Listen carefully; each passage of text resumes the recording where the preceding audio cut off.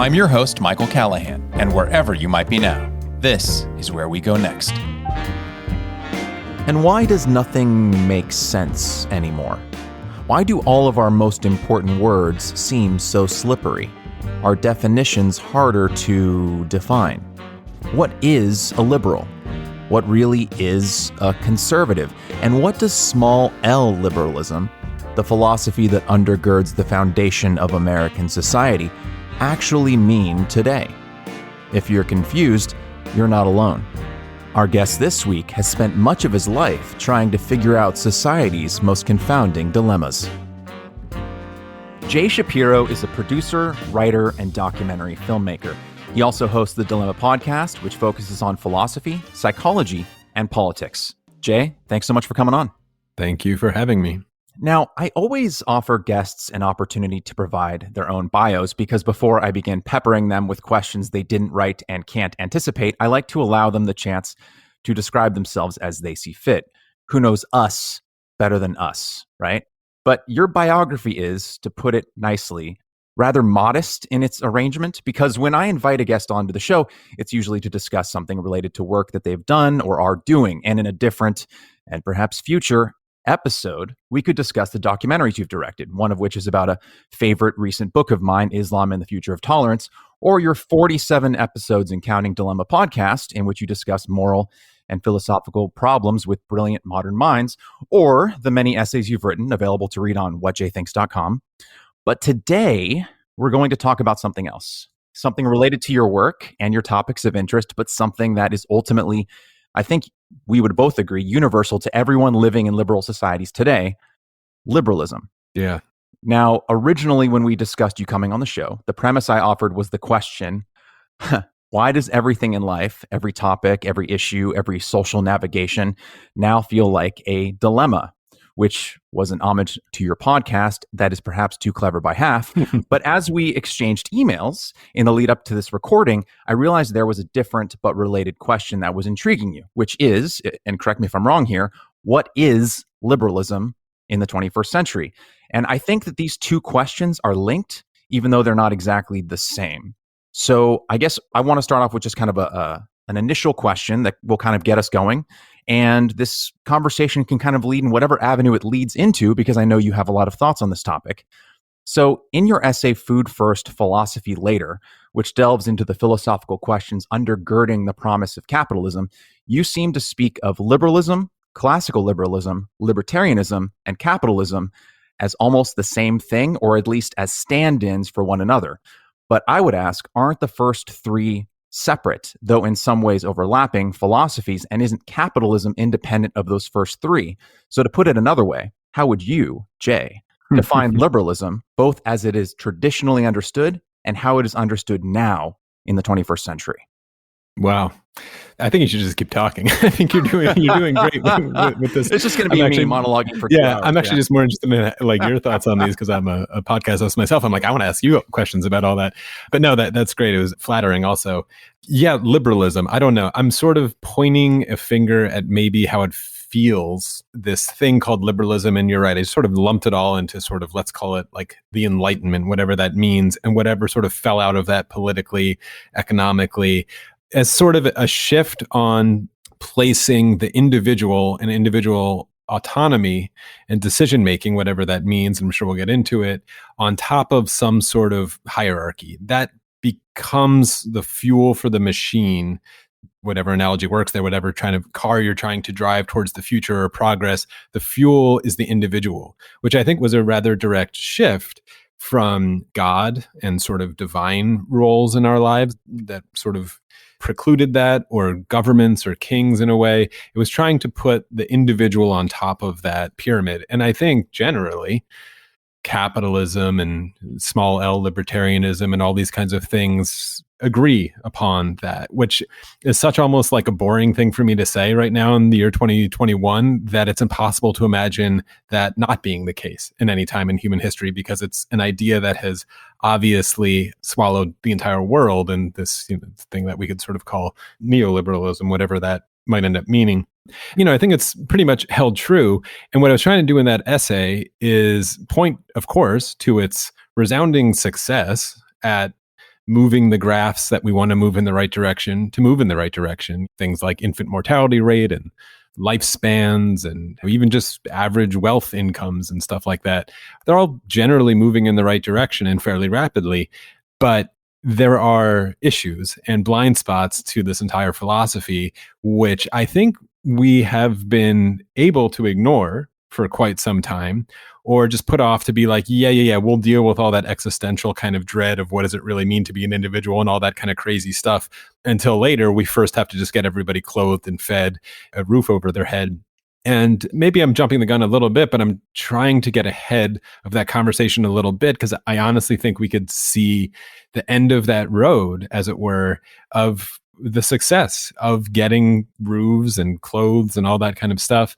And now I feel like we're struggling with a lot of the more deeper internal hollowness of being, existential crisis kind of philosophy stuff, where, of course, the title of that essay, Food First, Philosophy Later, is maybe part two, if I ever get around to figuring out what part two is, which I'm sure we'll talk about, is we're full philosophy now.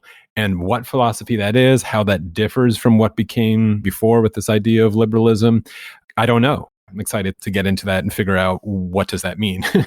Yeah, I'm excited to discuss it with you as well. I don't want to keep quoting you to yourself and talking about you at length like this, but I do feel that it is instructive in order to let the listener into kind of exactly what we're talking about, and also kind of some of the research and reading that I've done about you so that they're not left behind. So I want to briefly quote you to you from season 2, episode 17 of your Dilemma podcast, which is titled The Atheistic Search for God, because I think it is directly related to what you just said, and also a topic that you touched on with Rock Mwangozi on a recent appearance on his podcast, which I think is instructive. So in The Atheistic Search for God, you say, quote, "Capital G God and what we normally think of as religious philosophy sets up a vast conspiracy theory of the existence of the universe itself. Perhaps they think it is a loving conspiracy theory, but it's a conspiracy nonetheless. I bring all this up because I'm also interested in the atheistic conversation regarding the current political landscape. Conspiracy theory thinking has taken over huge portions of our politics. Clearly it has with Trumpism and the ideas about the deep state and election fraud and all that garbage." Co-signed. And of course, it also is thriving on the left with unfalsifiable theories involving systemic racism and answers which can't be questioned rather than questions that can't be answered. I have been a bit dismayed by the lack of courage for many atheists to loudly proclaim all of this to be the same scourge of religious thinking, simply cast as new, seemingly secular political efforts. All these graphs of religious devotion declining, I'm a bit skeptical of how deep that really is sinking in the full push for an atheistic and scientific way of thinking and seeking truth, end quote. And the reason that I'm quoting that back to you is that I think that these two things are linked. I think that the issue that you're getting at with liberalism and the Enlightenment's resounding success in providing us with, and by us, I mean really a kind of a small slice of the world, because of course, a lot of the world has not yet borne the fruit of those values. And many people are still struggling day to day, living in abject poverty. But for the people who are living within those nations that are reaping the benefits of, let's say, Enlightenment values or small L liberalism, I think that there is a void that is left when liberalism succeeds. Because as Francis Fukuyama talks about liberalism in his essay, Liberalism and Its Discontents, which I'll talk about in a bit, liberalism as an ethos is individualistic. And so it doesn't, by its very nature, give life greater meaning. It leaves you to discover that meaning yourself. But, and I realize that you're an atheist, and I think I'm an agnostic now. I kind of went through an angry atheist phase in my 20s. We all do. But yeah, exactly. I was very angry, but I've kind of mellowed out a bit. But I've kind of come around to this awareness in the last few years that in the absence of a traditional religion, I think that, like that famous Kurt Vonnegut poem, right? What, fish got to swim, bird got to fly, man got to sit around and ask why? I'm kind of butchering that. Cradle. I love it. Yeah. You were close enough. Great book. Yeah, close enough. I'll put it in the show notes so you can see how I butchered it. But I think that we are a meaning-seeking machine. And when small L liberalism does not give us that meaning, and our lives become so plentiful relative to human history, that we have nothing left to fill our days with in terms of turmoil and work. Yeah. What fills the void? Yeah. Wow. So I've been thinking about this a lot lately, as you said. And I've been thinking about this notion of belief. Full disclosure. So that episode with Seth Andrews, a lot of people, I don't know, his followers, he has the Thinking Atheist podcast and sort of community, aren't thrilled that I use the word God as freely as I do. Maybe there's a lot of sort of the angry atheists who get sort of triggered by that word. And he in particular also like wasn't super comfortable using it because maybe politically it just brings up images for people of a bearded guy in the sky and all that kind of stuff. I'm trying to use it as a way, the word God there, as a way to, I don't know, make one of those real hippie-ish, we're all in this together kind of statements of we're all in the same search here. We're all in a chaotic universe that we are trying to find patterns in the noise. We're trying to figure out what's going on. Like you said, we're trying to find meaning, which is not easy. Whether you're an atheist or not, it is not easy. And the atheistic search for God, I named it in that way because I'm trying to lay out some sort of analogy there that there are questions that we are after. The only reason for doing anything, I think, is to try to come up with an explanation. The only reason to look for life on other planets, like what are we really doing there? What are we hoping to find? I think ultimately we're trying to find some sort of theory of everything, of like what is going on. And that ultimate question of why is there something rather than nothing is a deep philosophical question that I think is unanswerable, because no matter what you find, you can always ask that question, well, why is there something rather than nothing? And I'm just trying to use the word God as a stand-in for that. And so if you say you're trying to answer the why is there something rather than nothing, fully knowing that it's an infinite process, it's an infinite path, that is genuinely the atheistic path to walk.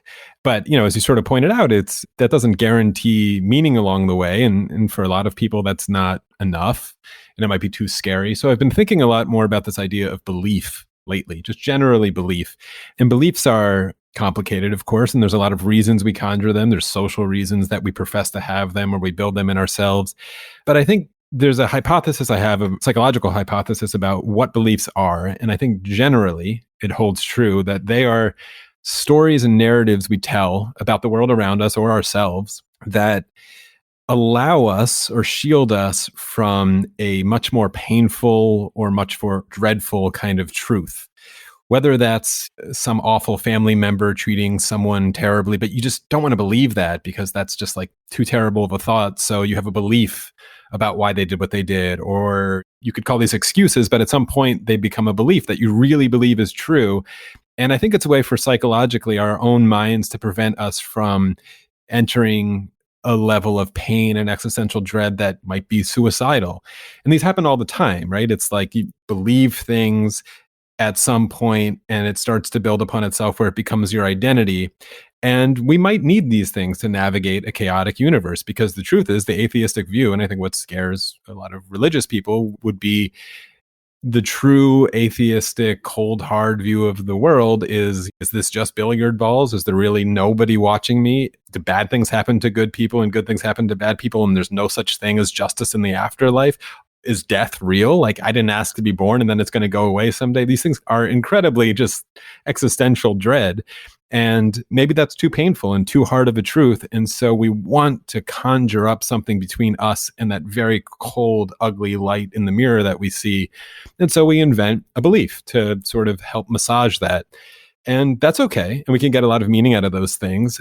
But ultimately, I think the challenge for, as you sort of pointed to, and we're sort of circling around back to it, a political system which thrives on just letting people out on their own to find this meaning, it's just not an easy path. And clearly we're seeing, I think, a bit of a breakdown in people failing to do that on their own. And I have tons of sympathy for it because it's very, very difficult. It's not an easy path. And part of the reason I do my show and the reason that I've been excited about some of the shows like yours is I think we need a deeper philosophical conversation with each other, which again goes back to that essay, which I'm glad you really liked, of this food first, philosophy later. Maybe we can sort of break through this process of the success of the Enlightenment and liberalism and libertarianism generally globally. You said a small sliver of the world is doing well, which is true on the top of that graph, but actually only 12 to 13% of the world is in extreme poverty, which is down from like 80% just a couple hundred years ago. So it's doing quite well. And I think these are the kind of conversations of how do we really get meaning? How do we deliver meaning and find it with each other that we are forced to really contend with? And what's coming down the pipeline with automation and a rapidly changing economy due in large part to our technological successes is also incredibly challenging, because work and work associations or even just mastery of the physical world is up until now a uniquely human domain where people have derived a ton of meaning from those kinds of associations. Even just yourself, your participation in your local economy was a way to get meaning because people depended on you and you could see it. If you didn't show up for work, people would know and the system would break. And so you felt like, oh, I have a role here. I have a purpose to play. And as automation or even just algorithmic governance, whatever that means to you, or these tech companies that are worth billions of dollars, I don't know the numbers, so I'll probably get it wrong, but when Instagram was bought by Facebook, they had like less than 50 employees and they were worth billions and billions of dollars. These kinds of arrangements are fairly new for humanity. And I worry that generally people are feeling like they don't matter, or it's hard to see they're mattering to these big global systems that are out there running our economies and these things. And so I don't know, we all want to matter. And I don't think we're talking enough about that problem. And that's the specific problem that hopefully is apolitical. Like it manifests itself clearly in political fights. But if you could somehow put a philosophical translator on like what you saw on January 6th with Trumpism breaking through the door of the Capitol, or 9 years ago at Occupy Wall Street, or the Bernie energy, or what's happening in Brazil or Egypt or the Arab Spring, all over the world is just like a bunch of animals screaming like, I want to matter more.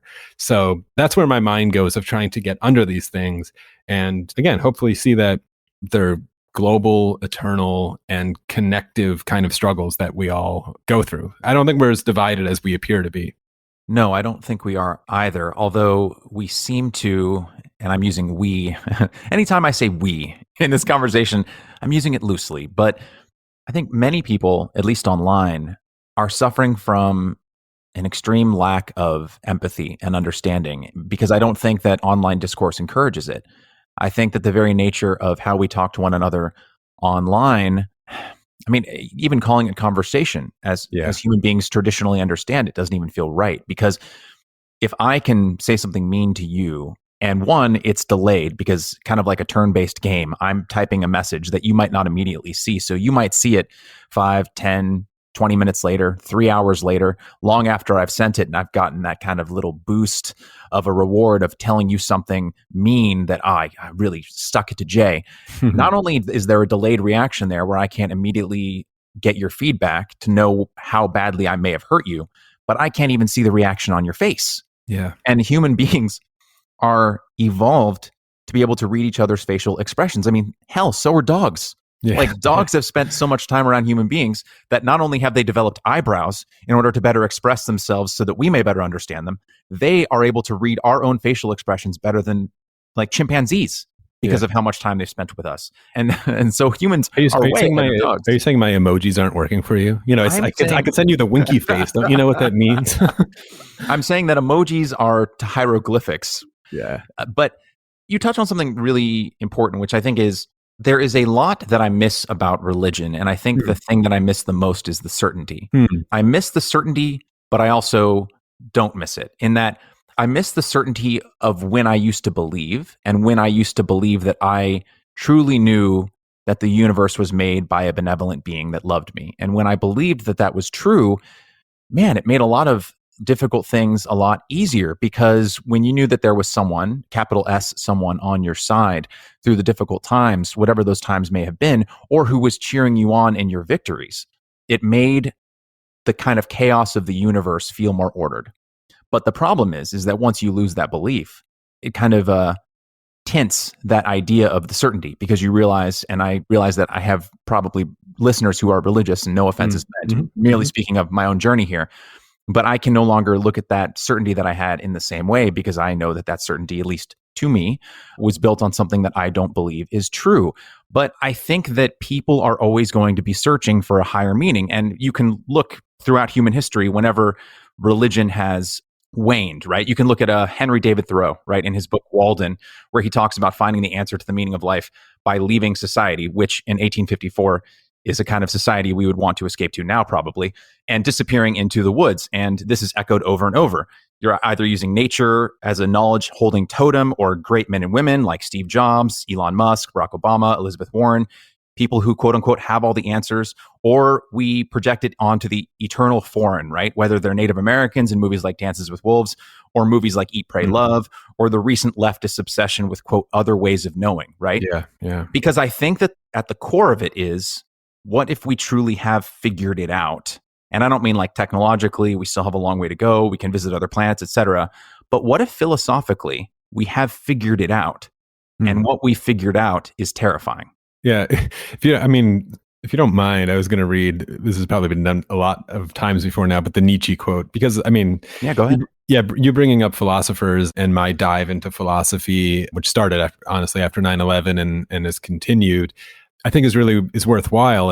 And you can find a lot to apply that feels at first blush, maybe it's hard to sort of see what they were talking about, or it's these like people have images of Socrates and Plato wearing robes or whatever. Like philosophy is a much, much deeper and more interesting subject than it first appears. But what you're getting at, the famous God is dead quote, when we were angry atheists in our 20s, we probably stopped right there with God is dead.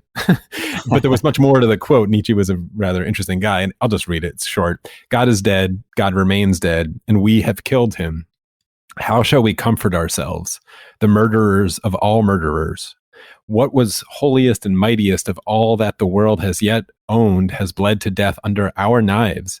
Who will wipe the blood off us? What water is there to clean ourselves? What festivals of atonement?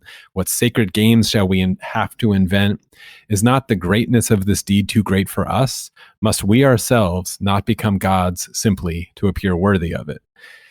Now, it's a beautiful quote. So if anyone's just hearing it for the first time with the rest of it, Nietzsche gets cast as this like 20-year-old angry atheist, but he's a rather interesting thinker, of course. And he's noting how big of a deal that is, the same way you were, of like, this is a big deal. If we're really on our own, are we going to be able to step into that role and become these gods to appear worthy of it?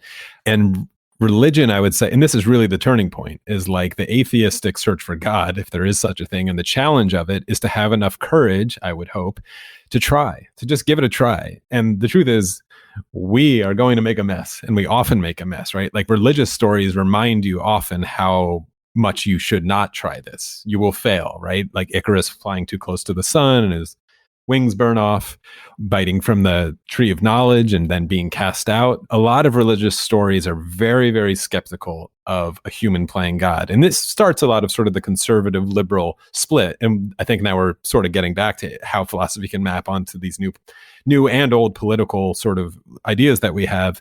Conservative kind of approach, I think, is very, very cautious whenever humans start to play God.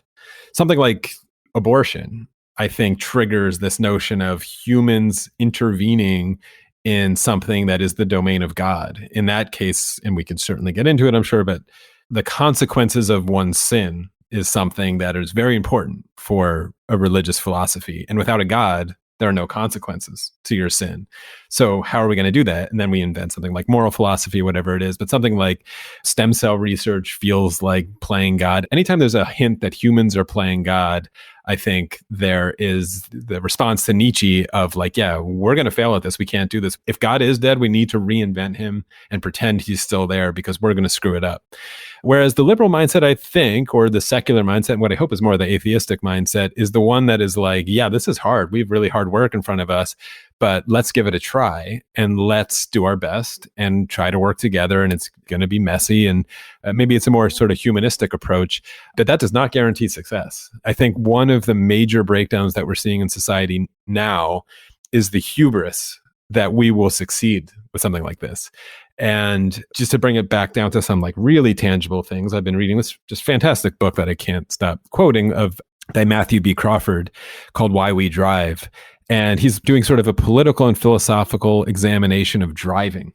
Kind of maybe he thinks like before it's too late, and how driving has changed and why we love to drive and what that means sort of in the face of the self-driving car or automatic red light cameras that send out a ticket to you when you run them, and all these sort of interesting things that you might feel is like, how is this going to be philosophical? But he does this incredible job to point out how political the space of driving really is.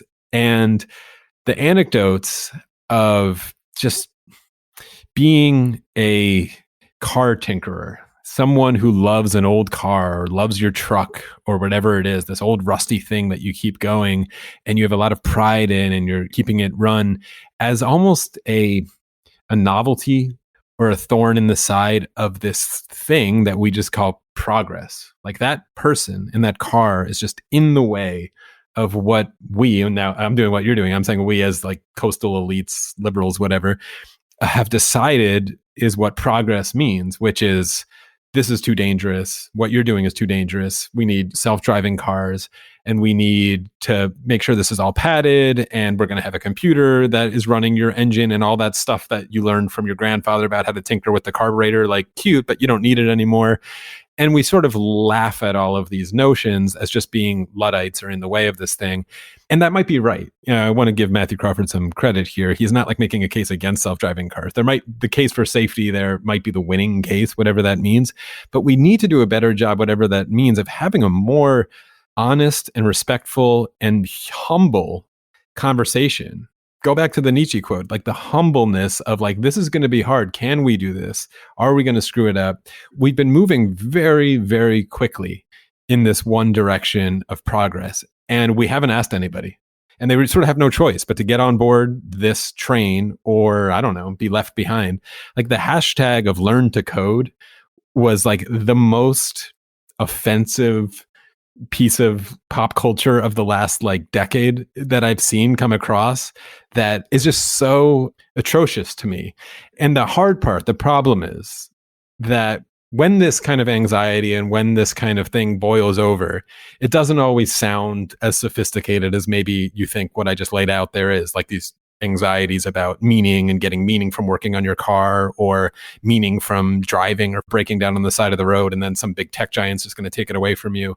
It doesn't come out that way usually. It comes out as something maybe as buffoonish as like a Confederate flag marching through the Capitol or, you know, a Donald Trump hat and like a liberal tears mug or something. Like it comes out in this way that is not very smart and sophisticated. There's not a lot of nuance to it. And it could just lead to these very loud, noisy political fights. But underneath all of that, I think there is an absolutely real, genuine conversation to have. And maybe in some ways, I'm seeing some daylight here now that Trump, the man, is out of that picture. Well, not out, we'll see what happens, but not in the office at least anymore. And this conversation of like, is there Trumpism without Trump has been a somewhat interesting question for a while. And Trump himself has just been too annoying, I think, for a lot of people to actually face that question honestly. But of course, there's Trumpism without Trump. If you say this is a global kind of anxiety about this maybe pushback against the inevitability of this future that is being created by people who are not asking for the permission. They're just creating it and calling it a moral good. They'll moralize it if you stand in the way of it. And it's global. It's happening with Bolsonaro in Brazil and Viktor Orban and Le Pen and Brexit. And you could go back to the Arab Spring in a weird way, or even all the way back to Occupy Wall Street, or maybe what's happening with GameStop now. You could call it sort of a populist pushback on this thing. So trying philosophically to put your finger on what exactly that thing is, I think this is all about your initial question about like, what is this liberalism thing? And is liberalism, has it become too overconfident in the world that it is crafting for itself without a God? And I'm using that in the big G and little g sense there, because it's without a considered, nuanced, moral, philosophical sort of conversation. If that makes any sense, it's just running its machine. It's sort of, when it puts the individual on top of that pyramid, as we had said before, and if we're going to talk about libertarianism or something, it just sort of is a blind machine that produces results, basically, depending on the individualistic behavior of each one of its parts. And generally that leads to something pretty good, but it breaks and it fails all the time. And there's no captain on that ship, which is what libertarians love. They don't want a central planner, but there's no captain on that ship. And that's still this eternal initial problem of when there's no captain on the ship, we might drive the ship into an iceberg. And for as dumb as the Trumpism thing looks on paper and on your TV screens, and as annoying as it can be, if you could somehow translate it, if you have a lot of liberals who listen to you, or people who are trying to figure out if they're still liberal and they can't get on board with that Trumpism, if you could, in your own mind, philosophize the Trumpism thing as best you can. What did they always tell us to do? Not take them literally, but take them seriously. Maybe I'm making that sort of point here. Try to get beneath it as this expression as unsophisticated as it sounds, an expression of anger at the inevitability of the world that is being crafted for people who did not ask for it. If that made any sense to anybody, bless me. Yeah, I think it did. And in terms of liberalism and how I kind of have come to define it, at least small L liberalism, I honestly think that when I was reading that essay that I shared with you by Francis Fukuyama and how he kind of described both classical liberalism and modern liberalism, he describes classical liberalism as such, quote, classical liberalism can best be understood as an institutional solution to the problem of governing over diversity. Or to put it in slightly different terms, it is a system for peacefully managing diversity in pluralistic societies. It arose in Europe in the late 17th and 18th centuries in response to the wars of religion that followed the Protestant Reformation, wars that lasted for 150 years and killed major portions of the populations of continental Europe, end quote. It's a long essay, and he goes into more depth there. But I kind of say this at the end of the show. I kind of close it out in the end of the show, and I know it's a bit twee, but to me, liberalism is kind of how I end each episode, which is, may we be liberal with our goodwill, liberal in our capacity for friendly disagreement, and liberal in our ability to change our minds when we feel justly convinced. And that, to me, is what liberalism means. You can be on the right or on the left and still practice liberalism, in my view. And that's why, for me, the show, as modest as it is my way of trying to add something a little less toxic to the discourse than what is offered in places like Facebook and Twitter. And I want to go back to that thing that you said about Learn to Code, because it reminds me of the reaction that I had in 2016 on the night that Donald Trump was elected. I remember watching it at a bar in Los Angeles on 3rd Street and 3rd Street and La Cienega, I think. And I was at that same bar in 2012 when Obama beat Romney. And it's a bar with a couple dozen television screens, and it was standing room only, packed capacity in 2012, and a really kind of joyous, raucous place, if you were an Obama fan, to be when he won. And I remember I went to that same exact bar in 2016. I wasn't super jazzed about Hillary, but I was excited for her to win over Trump. And so I thought, hey, I really like the experience I had 4 years ago. I got a couple of friends together. We went to that same bar. And I knew that something was amiss the moment we stepped inside, because this bar that had well over 100 people in it 4 years ago, we were 4 of 12 people there around 6:30, 6:40 p.m. And as the results began to trickle in, and it became more and more obvious that Trump was going to be the winner, I started getting really angry, but not angry with Trump's supporters. I became angry with the media. The media that I had been consuming for probably the last decade, media like the New York Times, the Atlantic, Salon, Slate, media that had told me, not only is Hillary going to win, how big will her landslide be? And when that didn't come to pass, I began to question the very fabric of the reality that I had come to appreciate, which is, am I actually living in the world right now? Or am I looking at the world through a filter that is custom made for me to confirm my worldview to me every single day? And I went through this period of about a year where I experienced a deep kind of sense of shame that I had been using language like the flyover states or people who voted against their own interests. I was the walking, talking embodiment of the snooty, holier than thou liberal elite who went to graduate film school and thought I knew it all, right? Compared to the people in the middle of the country, right? And I don't know, something broke that evening. And I think it was kind of if I look back, I'm sure there were fissures there that was leading up to that event. But then once I kind of put on the they live glasses, I couldn't unsee it. And so then when I would see media, whether it was like the Covington kids or Jussie Smollett, or I could probably pull out half a dozen articles if I had 5 minutes to Google them, it felt like all the media that I had been consuming, even previously, I didn't know what I could trust. And so it's not that I went more right, although I guess on some issues I did reconsider my positions because I hadn't been considering them much at all. But it was more that I became much more empathetic to the other half of the country that I had been writing off. Yeah, I think I was lucky to probably do a little bit of that earlier, post 9/11. I think I'm a little bit older than you, but when 9/11 hit, I was in college and I started having some of these conversations that made me question a lot of these kinds of bubbles. So honestly, when Trump won in 2016, I was watching that and I had already been terrified, and it was a coin flip, but I was not very confident that Hillary was going to win that. And I was fully on board that if your only concern was preventing Donald Trump from winning that election, Bernie Sanders was the horse to ride. And it was purely based on what I just laid out in my previous answer about this kind of anxiety and energy about progress and the hubris of liberalism and the hubris of the tech giants and what Hillary kind of maybe unfairly, but what she represented as a person and as a biography, as someone who seemingly rejected the South. She lives in New York and has that kind of attitude, uses the deplorables line that she couldn't shake. She was just like the worst embodiment for that anger. And when Bernie Sanders in the primaries was winning all the Midwestern states and all the old Democrat Union states in Michigan and Wisconsin and Iowa, I don't think he won Iowa, but did quite well.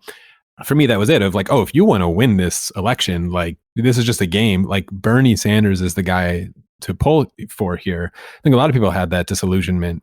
Hillary was winning the black vote in the South. I was like, great, that's not going to matter on election day because she's not going to win those states anyway. If you're just trying to win this game, Bernie's the guy to ride. But yeah, this whole question that you're having of maybe what it means to be liberal anymore, or when that happened, or this kind of like, who are these Trump people? I think those are real interesting questions. I was getting to them through this initial sort of philosophical dive of like, wait, where do I depart from these people? And for me, it's that one. It's this really deep, like, humans versus gods kind of split and what that sort of falls out for, or what that sort of looks like in the end. But yeah, we've sort of, I think, still failed to have these honest conversations. I remember when Trump won, there was a whole lot of noise in the media of like, let's go find out what these people are like. And, Van Jones would go to a diner in Iowa or something for 2 seconds and talk to them and be like, now we know. And it's like, this is a much deeper, more difficult conversation than that. And something that I was referencing earlier of like, we can conjure beliefs to prevent us from looking at a cold, hard truth. I think some of that, just calling them racist and coming up with this sort of unquestionable hypothesis that I would call a conspiracy theory of like, they're just racist and racism explains everything here, is a way to prevent yourself from looking at that cold, hard truth of they are real people. Like you were pointing out, they're real people and they're good people and they're upset about something. And I don't know what it is. And yes, race, of course, is part of that conversation. That's not to just like dismiss it completely, but it can become a crutch. It could put your view of the world, a filter in between it, that because you just don't want to look at it honestly. Yeah, I don't know. I'm not even sure like how to respond to it. I've been looking for these bridges for a long time, and I am only able to find them in these really deep, maybe difficult to convey philosophical bridges that we could build, but they're there. And I just think we have to somehow find ourselves on them. I've always said it's a matter of time before all those Occupy kids and the Trump kids realize they're on the same team and they finally just form the mob that eats the rich. And I don't know if anybody wants to see that day. Maybe some of us kind of do, but it's all the same thing. So trying to circle like really what that thing is, I think we can find it. I said this to Rock actually, and maybe you heard it, is like we spend way too much time talking about economics and politics and way too little time talking about philosophy and the philosophies that underpin them. So I don't know. I'm not sure if that answers any of it or maybe commiserates with you about, and maybe it's why you started this show of questioning it, being like, wait, what does it even mean to be a liberal anymore? I've never questioned that before. I just was told I was one and that was my team, and that wasn't a good way to operate. So I think that the problem is, I can speak more confidently about my quote unquote side, which is a language I'm still trying to disabuse myself of. But if I've been a member of a club for a couple decades, it's going to be somewhere on the left, right? Either center left or I guess now more centrist, but I don't feel comfortable identifying conservative because I've never seen myself that way. But what I think that a lot of people on the left do is, and I'm trying to figure out a way to word this articulately, but I think that a lot of them pretend that they have ascended beyond normal human emotions and anxieties. And by that, what I mean is there was a study, I'll see if I can find it, but the results stuck with me. It was a study that was done in like a deep, deep blue town somewhere in the Northeast, one of those small states like a New Hampshire or a Connecticut. And they were polling these very, very, very liberal people in a predominantly white town what their views on immigration were.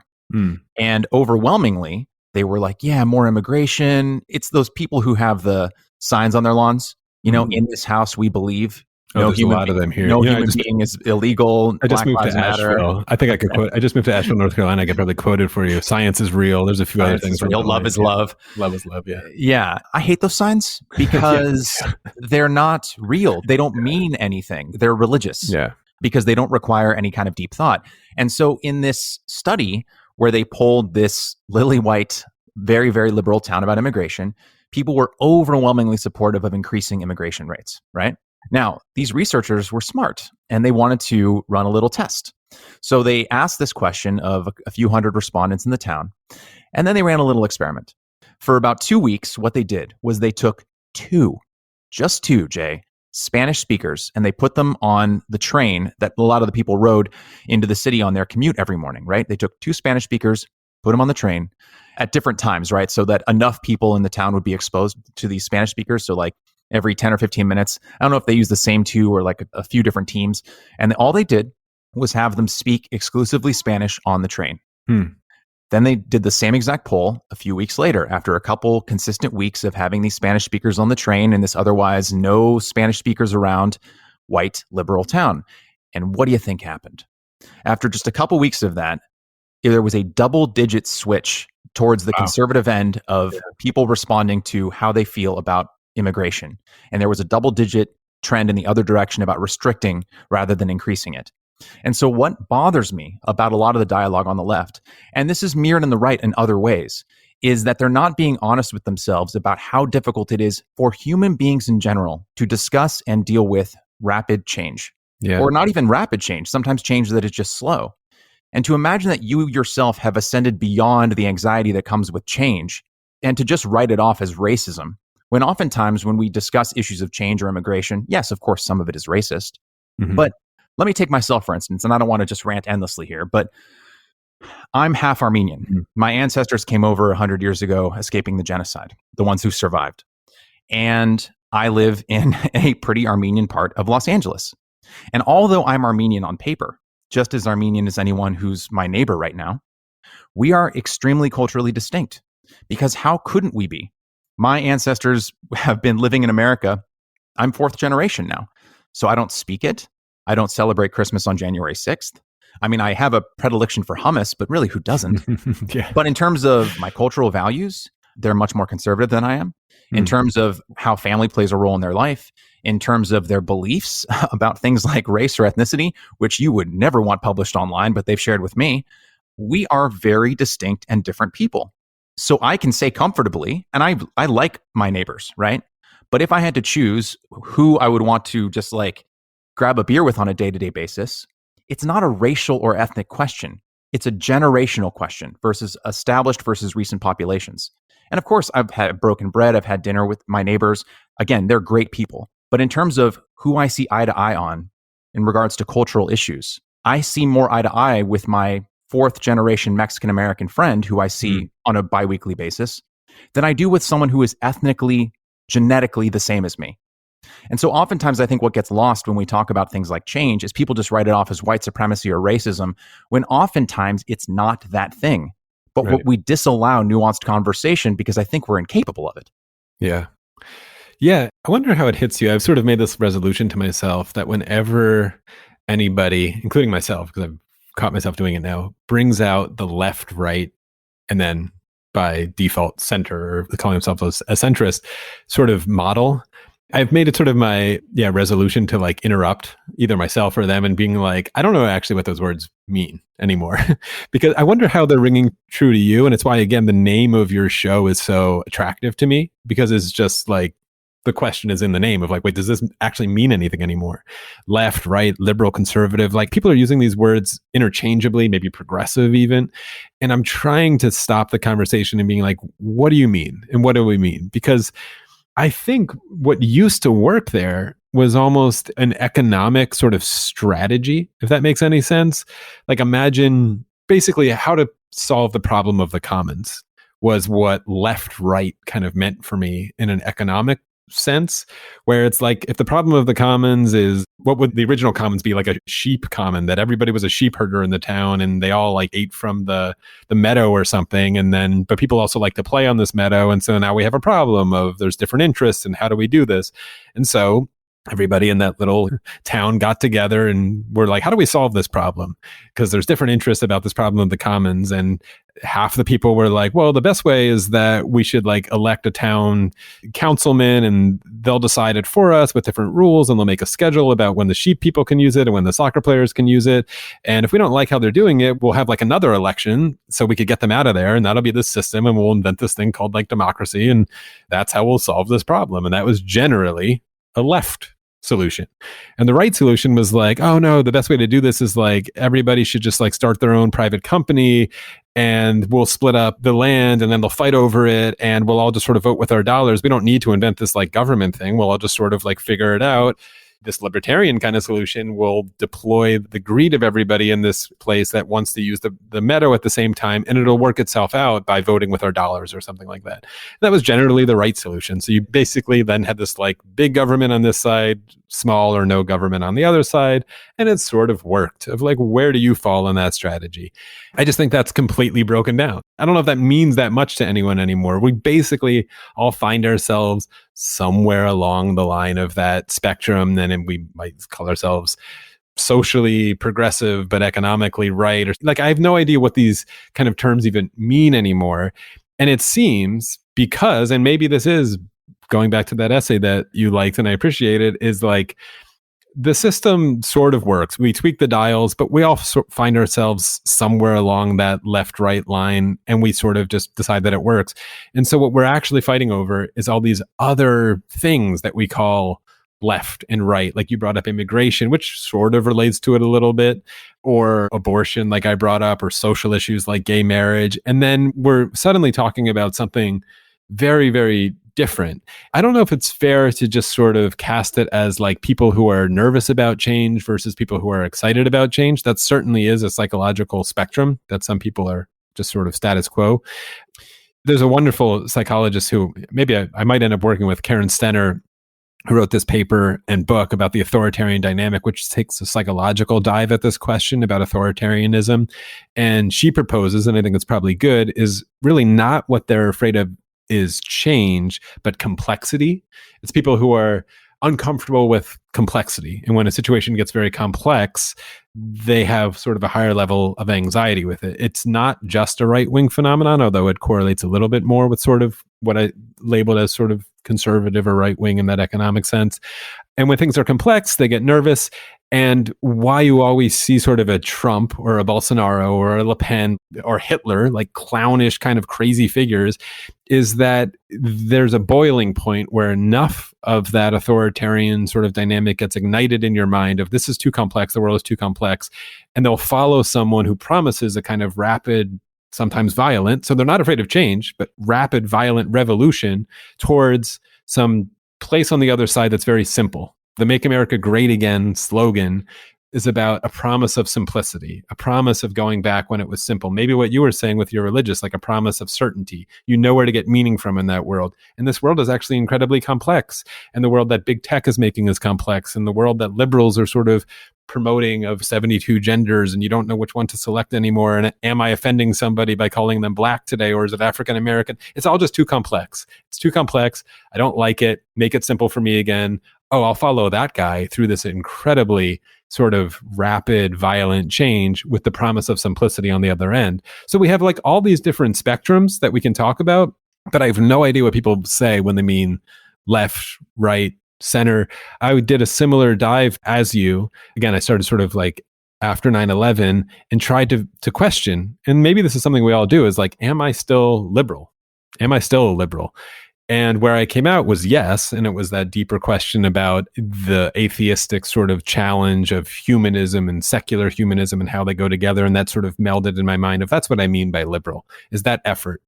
But with a hopefully a new level of humility that I might have the wrong answer to that output. So I see my role in all of these conversations as a way to, when I find somebody who's too certain of their position, whether that was your former self or a liberal or a conservative, whatever that means, when they're too sure of what they're saying, maybe it's my philosophical training is like, don't be so sure and don't be so certain. And I hope my role is to complicate the picture a little bit, that it's not so simple. The world is not so black and white, which is a challenge when the authoritarian dynamic gets ignited, obviously with Trumpism, of people who really want and are striving for a black and white world. So there's always a scapegoat, like you said. It might be immigration or something else, but it's just not a simple picture and not a simple world that we live in. So I don't know. I would push back just a little bit because I want to hear your thoughts on this. And I'm kind of simplifying your answer here, but that it's the right that mostly clings to certainty, when I think that the left does it in a different way. Oh, absolutely. Yeah. And what I think is the right, and speaking in broad strokes, of course, Mm-hmm. the right can cling to the certainty of what they once knew, not really appreciating the fact that what they once knew wasn't that certain for that long, because society is changing. And this is kind of a related point. Society is changing more rapidly year to year, decade to decade, than at literally any point in human history. I mean, within the last 100 years, and this isn't some kind of revelatory statement, I mean, the last 100 years has seen more change in the world, I think, than the previous 1,000 years in terms By of every measure. Yeah. Yeah, technological progress, societal progress, etc. But the certainty that the people on the left cling to is the absolute certainty that the thing they have just discovered is the way. Mm-hmm. We've just now discovered this thing, or we've just now read this thing about gender or race or ethnicity or immigration, or pick a topic, right? It was just discovered. We just mandated it 2 days ago. And now we are so certain, Jay. We are so certain that this is the answer, and we found it. It's a kind of funhouse mirror version of the conviction that you would find on the religious right. Right, the idea that instead of a book handed down by a bearded man from the mountaintop a couple thousand years ago, it's an essay written by Ta-Nehisi Coates, or a book by Ibram X. Kendi, or whoever it may be, right? Pick your novelist or thinker or philosopher du jour of today. And it's like both sides have chosen a very black and white version of the Chesterton's fence, where one is absolutely sure you should never, ever, ever, ever, ever tear that fence down. And the other is absolutely sure that that fence should have been torn down 3 days ago. Yeah. And every minute that goes by that you don't tear down that fence is literal violence. Mm-hmm. And it feels like both sides are clinging to certainty. And I wonder why they do. Do you have any ideas? Well, because the world is a scary place and certainty is more comfortable. I'll give you an example of, I think, how this maps onto maybe individual lives or maybe your life. I've made this point before, but I think moral philosophy, if people are listening and if there's jargon that I'm pulling out that is off-putting, I apologize for it, because I actually want all these conversations to be very accessible. But here's a little philosophical jargon. But it's very, very simple. Moral philosophy, I think, is easy, actually. There's two things. There's deontology and there's consequentialism. Deontology is basically trying to decide what you should do next, which is the question of morality, what is right and what is wrong, by the question of rules, by the answer of rules, that there are just rules that you must follow no matter what. Deciding what those rules are, different conversation. They might be handed down by God. They might be something we discovered, but whatever it is, it's a rule that you must follow. It's a good rule always. That's deontology. Immanuel Kant, who gets referenced a lot for people who are wading into it, is sort of a deontologist who had a universal principle. Anyway, the opposite of that, or the next step of that, is consequentialism, which says like, well, rules are all fine and good, but really it depends. It depends on the outcome, the consequences of the rules, and then we'll judge those. And if it's good or bad, that's how we're going to judge the morality of a situation. So the example that I always use when I'm working with high schoolers, because it's very simple and very easy, is never lie. That's a good rule, right? We should never lie. And we get taught this as kids. We're all very like deontologists as children. It's good to make deontological children because they respond to rules. It's hard because the world is complex. So you give them a lot of rules, and then they get into high school and we give them these rules. That's usually around the time when I meet them for this thing called the Ethics Bowl, which I would love to talk about separately, but never lie. That's a good rule, right? And then they're like, yeah, great rule. Never lie. When should you ever lie? And then it's very easy, of course. And like the great example is, well, let's say you're hiding Jews under the floorboards and it's the Holocaust, and a Nazi knocks on your door and says, are you hiding any Jews? Should you lie to that Nazi? And suddenly their eyes light up and they're like, oh, wow, like I'm a consequentialist. And you're like, okay, great. Like now you're seeing how confusing this could be. Like, why lie in one situation and not the other situation? And you get into these rabbit holes. And there's a whole bunch of ancestors of deontology and descendants, I should say, of deontology and consequentialism that are interesting. You could talk about utilitarianism and virtue ethics and all kinds of wrinkles in between and all these things. And it gets sort of interesting if you go into those. But really, it's those two directions. It's there's a rule or then it matters. And the reason I bring this up in the context of sort of the political sort of conversation we're having is I think there's a common, at least it happened to me, and I think it happens to everyone, is we're pretty strong in our deontological moral stances of the world when we're high schoolers and maybe then into college if we go there, of like, this is just right or this is just wrong. Whether we get that from our politics or our religion or our parents or whatever, we enter the world in that kind of space. And they might even be good rules. You might have a very strong moral conviction about something that is just wrong. And you don't need to think about it any deeper than that. You can if you want, but you don't need to. And then you get out of college and you enter this, as we keep saying, this sort of like libertarian global economy system that is working pretty well, we're told out there. And then you suddenly are in this system where you might find yourself being offered some money or first-time job and you need to pay your rent for a company that produces something that you're not so like thrilled about, or you think might even do harm in the world. It could be something obvious. I often use the example of like a cigarette company offering me, a filmmaker, money to make a film for them, which I haven't done, but I don't know how I would respond if I was given the chance. But it could be anything. It could be a small thing of working for some company that's making some product that you think is a little exploitive or a little overpriced, or maybe they make their product with sweatshop labor in the Philippines. And suddenly all of your, I would say, very liberal sounding moral deontological stances start to slip a little more towards that. Well, it depends, right? Like the world is complicated and I'm a consequentialist a little bit when it comes to this thing, because the consequences of me doing this I think are good, or I can't think of another alternative. And you start to slip a little bit. And I think, and maybe you're questioning this a little in your own mind, a lot of people start to wonder if they're conservative. And the fact that the graphs show older age groups are more conservative and younger is liberal, it's always an obvious thing of like, well, when did they change? Because people aren't born at 60 years old and suddenly conservative. They presumably were on the graph as a liberal younger. I think a lot of people can fool themselves into thinking that they are conservative at that point. And I think it's too easy of a trick, and we're too simplistic between liberal has come to mean, and I think you're pointing to it, this like these strong moral stances that are way too certain of themselves and never question the like, well, it depends kind of second question that conservatives in a lot of ways, maybe accidentally, are a little more familiar with the like, well, it just depends, which might sound surprising because religious conservatives have this certainty of God, but economically in the way they participate in the system, they basically can swap out that God figure that gave them their maybe deontological rules with something like the global economy or the corporate sort of world out there. And that just becomes the God that takes care of everything for them. You can start to fool yourself. So I'm talking more about sort of the like business mogul conservatives. And I don't know if you relate to that in any sense or if your listeners can, but I think it's a really common trajectory that people are going on. And I don't even necessarily have like an answer for it. I will insist that just because you take the money, it doesn't immediately make you some sort of conservative. And then what I fear happens a lot, and maybe you're getting into the Fukuyama stuff, is this trendy new word of classical liberalism, or whatever this means, is a way to somehow retain the label that you liked as a high schooler and a college kid of being a liberal, but realizing that there were some flaws with it. And really, I think it's a stand-in just for sort of like libertarianism and a deference to some sort of system called the global liberal economy that produces good results. And so you're taking that money or participating in that thing is okay because look, the world is a good place. It's that greed is good kind of mantra.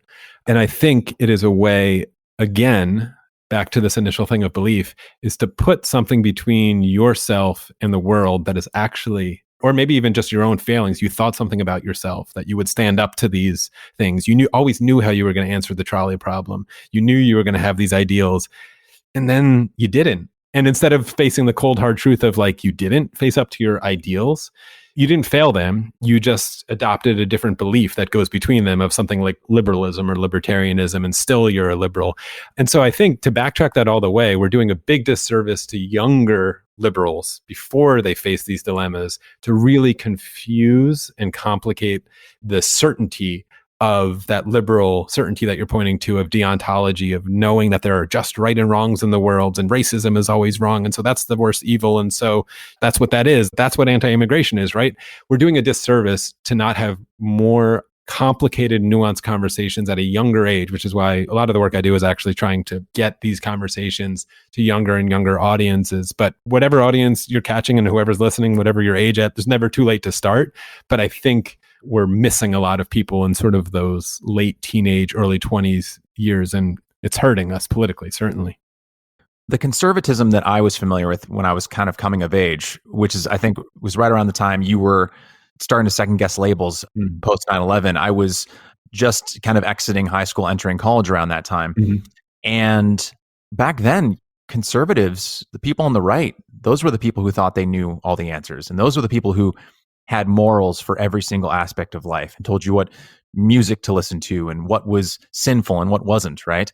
And as I began to fall away from my faith and I started seeing those people as kind of stand-ins for the kind of rigid theological rule setting of what was right and wrong, I tried to run away as fast as I could from anything that was telling me this is the way you have to live your life, right?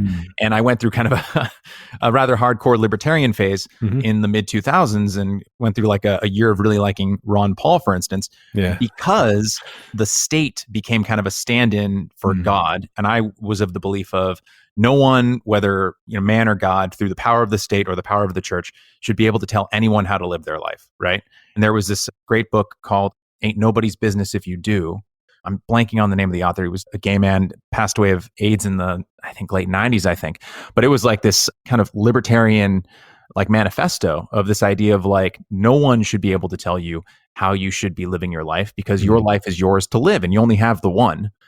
And that eventually kind of transitioned into liberalism because I realized that NATO matters and places like the UN and healthcare are important.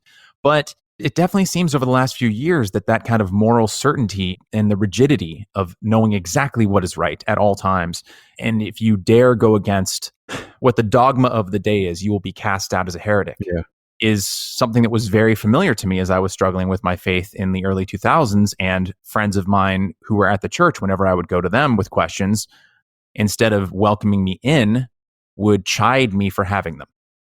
And it seems like that is happening today. And it worries me, right? Because I don't mind if aspects of the right start becoming like, hey, we're the cool kids and we'll let anyone in. Like, that's fine. If the right wants to become a bigger tent and they want to be more liberal on things like gay rights and abortion and all those other things, I think that is an unassailed good.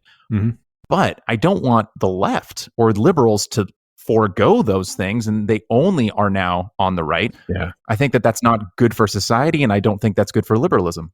I think it might flip again. It might take a decade, but I was joking with my fiance that it seems like the most punk rock thing you could do right now is actually be a conservative. If you were like on high school, there was like early hints of that when I was a kid. Oh yeah, they have the best memes right now. Yeah. And because it's like there's counterculture, there's always sort of this angsty rebel without a cause. What are you rebelling against? What do you got? It's like the thing to rebel against now is this like lefty mainstream kind of thing. When I was in high school, actually, there was I don't know if it's still there, but the straight edge movement started happening, which was the kids would draw like black X's on their wrists, on their hands. I don't know if they still do it.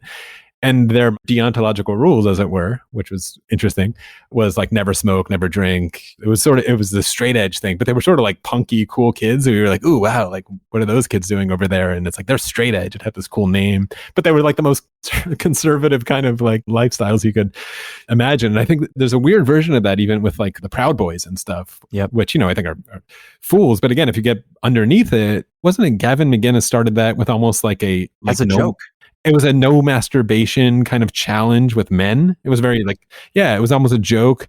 It brings up this other point that I wanted to touch on that we've been sort of dancing around of, again, like how people are getting meaning, because we're at such a interesting turning point And I don't know which way it goes, but I often wonder this. I don't know how you feel about it. I wonder if the nature of the problems and threats that we face as a species, this is that word we again, are being recognized. I'm talking automation taking human jobs away now. I'm talking global warming. I'm talking international terrorism. I'm talking a pandemic.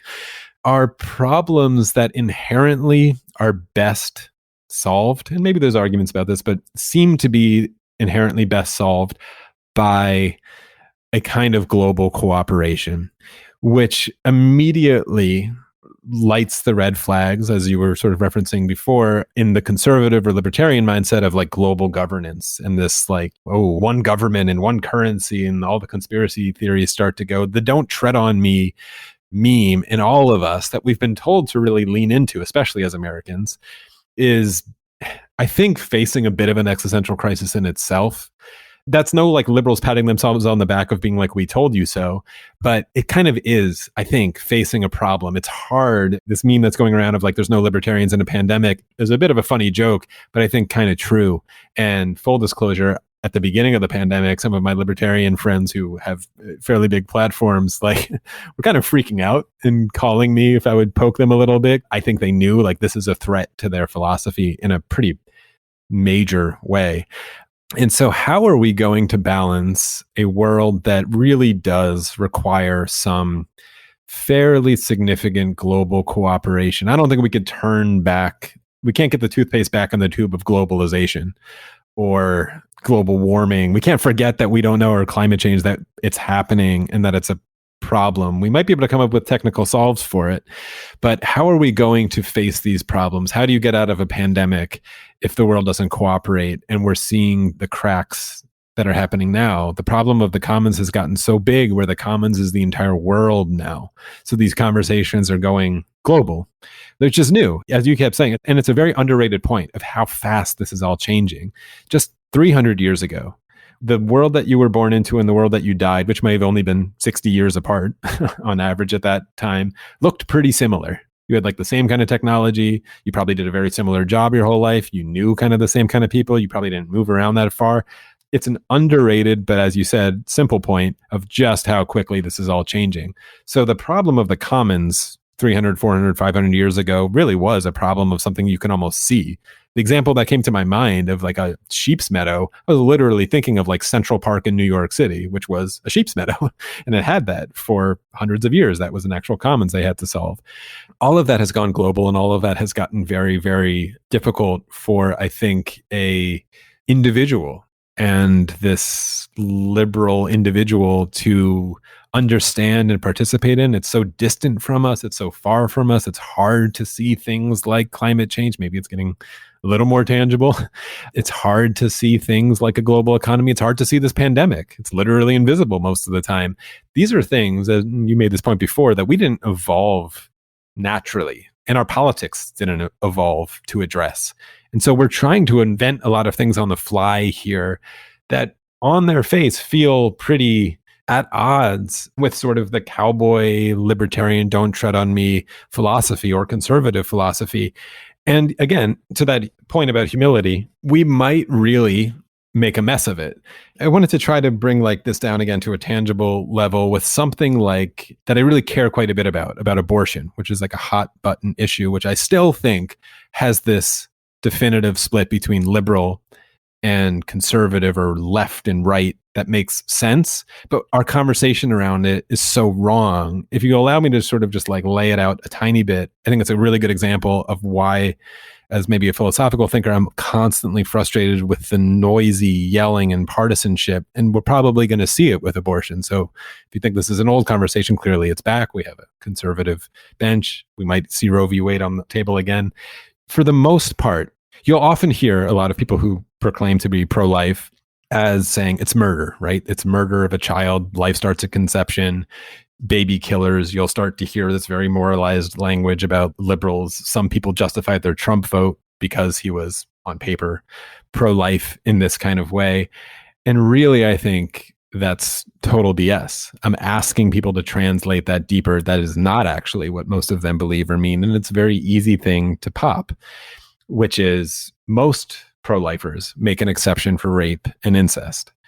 If a parent rapes their child and the child gets pregnant, would you support them ending the pregnancy? And most of them say, like, no, I make exceptions for rape and incest. And right there, you have them. If they were claiming to be that this is murder, you have them being like, well, the baby didn't ask to be conceived, so this is the murder of that baby, right? And like, it's a paralyzing thought. And I don't mean that to win an argument. What I mean is that what is really happening there is it proves what they care about cosmically. And I'm going to make the secular defense of this. This is like the point I'm going to try to get to about the hubris. What they really are arguing for cosmically is that there are consequences for our actions. If you give them two cases, one case of, let's say, a young girl who's partying too much and is irresponsible and sleeps with a lot of men and is unprotected sex, and then she happens to get pregnant and says, oh, I don't want to have a baby. That's too much responsibility. Let me just end it. They hate that, right? That's like, no. They'll say like it's murder because they want to make some sort of deontological maybe God case for their position, but they'll say, no, like that's terrible. You can't do that. Versus the woman who gets like raped while jogging in the park by a stranger and is like, I don't want to give birth to the baby of my rapist, so I'm going to get an abortion. They react very differently between the two. And it just proves the point of like, what is that? What's that variable? It's a very easy way to see that the variable there was the behavior of the mother or the pregnant woman.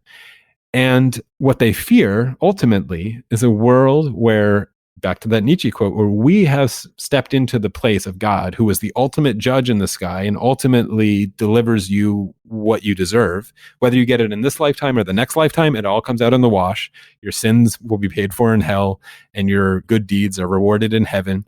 Or here on earth, karma or whatever, you'll get good things for what you did and bad things for what you did wrong. If you engage in this behavior, you might get pregnant and then you have a kid, and that's your responsibility. They would never put it that way, right? They would say, this kid is a blessing. And maybe they'll even be right. Like some of the secular arguments or the consequential arguments, maybe they'll be right that having the kid will suddenly like spur this kind of responsibility in the mother, and she'll get her act together and she'll find all this meaning and she'll be a great member of society and she'll find happiness. That might happen. Like those arguments shouldn't be dismissed so easily.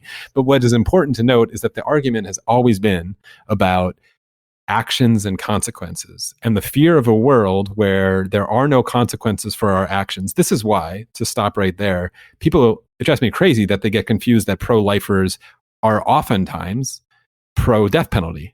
And they're like, how could that be? Aren't you pro-life? They make these like silly jokes about it. And it's like, no, don't you see? This is about actions and consequences. They're pro-consequence. Pro-consequence. The person committed a murder or a terrible crime or raped someone. And so the consequence is that we put them to death.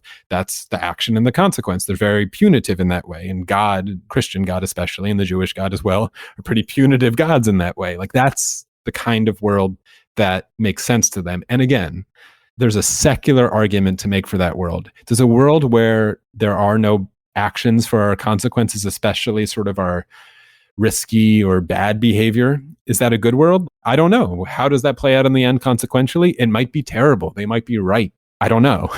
Or are they not right? And so what I try to do, and I wrote a whole essay about abortion because it means a lot to me, is how do we have more conversations about those things? Because even me, as someone who's pro-choice as you can get, I can make, in the steel man, the best secular argument for the, call it the pro-life position, but as we're saying, sort of the pro-consequence position, whatever that means, and see how that plays out. But very few people are having those conversations. And as you've mentioned earlier, maybe our social media algorithms or our media generally does not encourage those kind of conversations. It pushes it more towards the noisy, whose team are you on? And suddenly this person's calling this person a baby killer and this person's calling this person a woman hater or something. And then there's just like no hope of actually like a meaningful conversation. But what I laid out there is really, I think, back to that, like, wait, who's in charge here, God or humans? That is generally an interesting conversation and a true philosophical split that leads to political stances. But the philosophical split is beneath that. It's always like, we spend so much time talking about the symbols and economics and the political names and parties and stuff, and we very rarely dive below it to find where was the philosophical split that gave rise to the emergent property, if you will, of these political fights that we're in, which sometimes are urgent and we need to have them, but most times is not really where you're going to get to the root of our conversations. So yeah, I think that's absolutely correct. And It all leads back to that stupid sign, the "In this house we believe," right? Because that sign may as well be standing across from a scarecrow, because no one holds the views that are opposite to the views espoused on that sign. Hmm. And it's why I, for instance, Was that a straw man joke? By the way, that's good. Yeah. That's good. I appreciate it as a philosophic. Like that was great. Good gold star for you. I do what I can. Yeah. But it's why, for instance, just to go on the pro consequences bend, I think you're really onto something there. So 100% cosign, and I will steal it. But Feel it. Yeah. why I think it's so important is because it illuminates so many issues on both the right, and it also illuminates so many ways the left will obscure actual discussion by pretending that they don't understand the right when I actually think that they do. So one of the things that really, really annoys me is how the left talks about immigration by just using the word immigration and not discerning between legal and illegal or undocumented, however you want to call it, immigration, right? They've just obliterated the distinction and just talk immigration. And then they say that the right is anti-immigration, which just isn't true. If you know anyone on the right, and I have quite a few family members who are squarely on the right, police officers, CHP, Army veterans, like a lot of people who live in the countryside, who own guns, pretty squarely on the right, and no problem with legal immigration at all. They work alongside immigrants in their day-to-day lives. They are in diverse police squads. There is nothing for me to lose by telling the truth here, and nothing for me to gain by lying. I've never heard them say anything in ill will against a person of color or an immigrant. Yeah. What they are very much so, though, is pro-consequence for quote-unquote bad behavior or bad decisions. And what a lot of conservatives view, or how a lot of conservatives view illegal immigration, is through a lens of fairness and unfairness. In the same way that they'll view, let's say, a topic like abortion, like you were saying, I think. And of course, there's always going to be the outliers. I definitely think there are people who are very, very religious. Yeah, it's about like 16%. Yeah. Actually do say in all cases have the baby, including like rape of a family member. Yeah. Yeah. And of course, there are going to be people who are either xenophobic or for whatever reason just want no immigration whatsoever, which I just wish they would look back a little in their family tree and see that they were once immigrants too. But anyway, what this all means is that when the left obliterates the distinctions between different sides of a topic, they foreclose conversation with the right on terms that can actually move towards something meaningful. Same thing with healthcare, right? A lot of people on the right will be against something like universal healthcare, not because they want people to die, which is, of course, what the left says and how it characterizes it. Oh, people on the right, they just want you to die from cancer or whatever. That's literally not true. What people on the right, the pro-consequence right, they can't wrap their minds around, for understandable psychological reasons, the idea that if they're living a healthy life and they're doing the things the right way, that they may have to foot the bill for someone who is making mistakes. Now, where this kind of collides is, and I'm sure you're familiar with this, the fundamental attribution error. Or basically the idea that when we see someone else doing something that we, like, let's say, disapprove of, like running a red light, because we can't see inside that person's mind, we automatically assume that they're running that red light because of a fault of character. Whereas when we do it, because we know the entire arc of our lives and we know everything that led up to making that decision to run the red light, we know that it's not because of a fault of character, but because of a fault of circumstance, right? We were running late to see our kids' performance in the school play, or we needed to get to the hospital quickly because our wife was about to go into labor. Whatever the situation may be, we ran the red light not because we're a bad person, but because we were put into a circumstance in which we had to do that thing.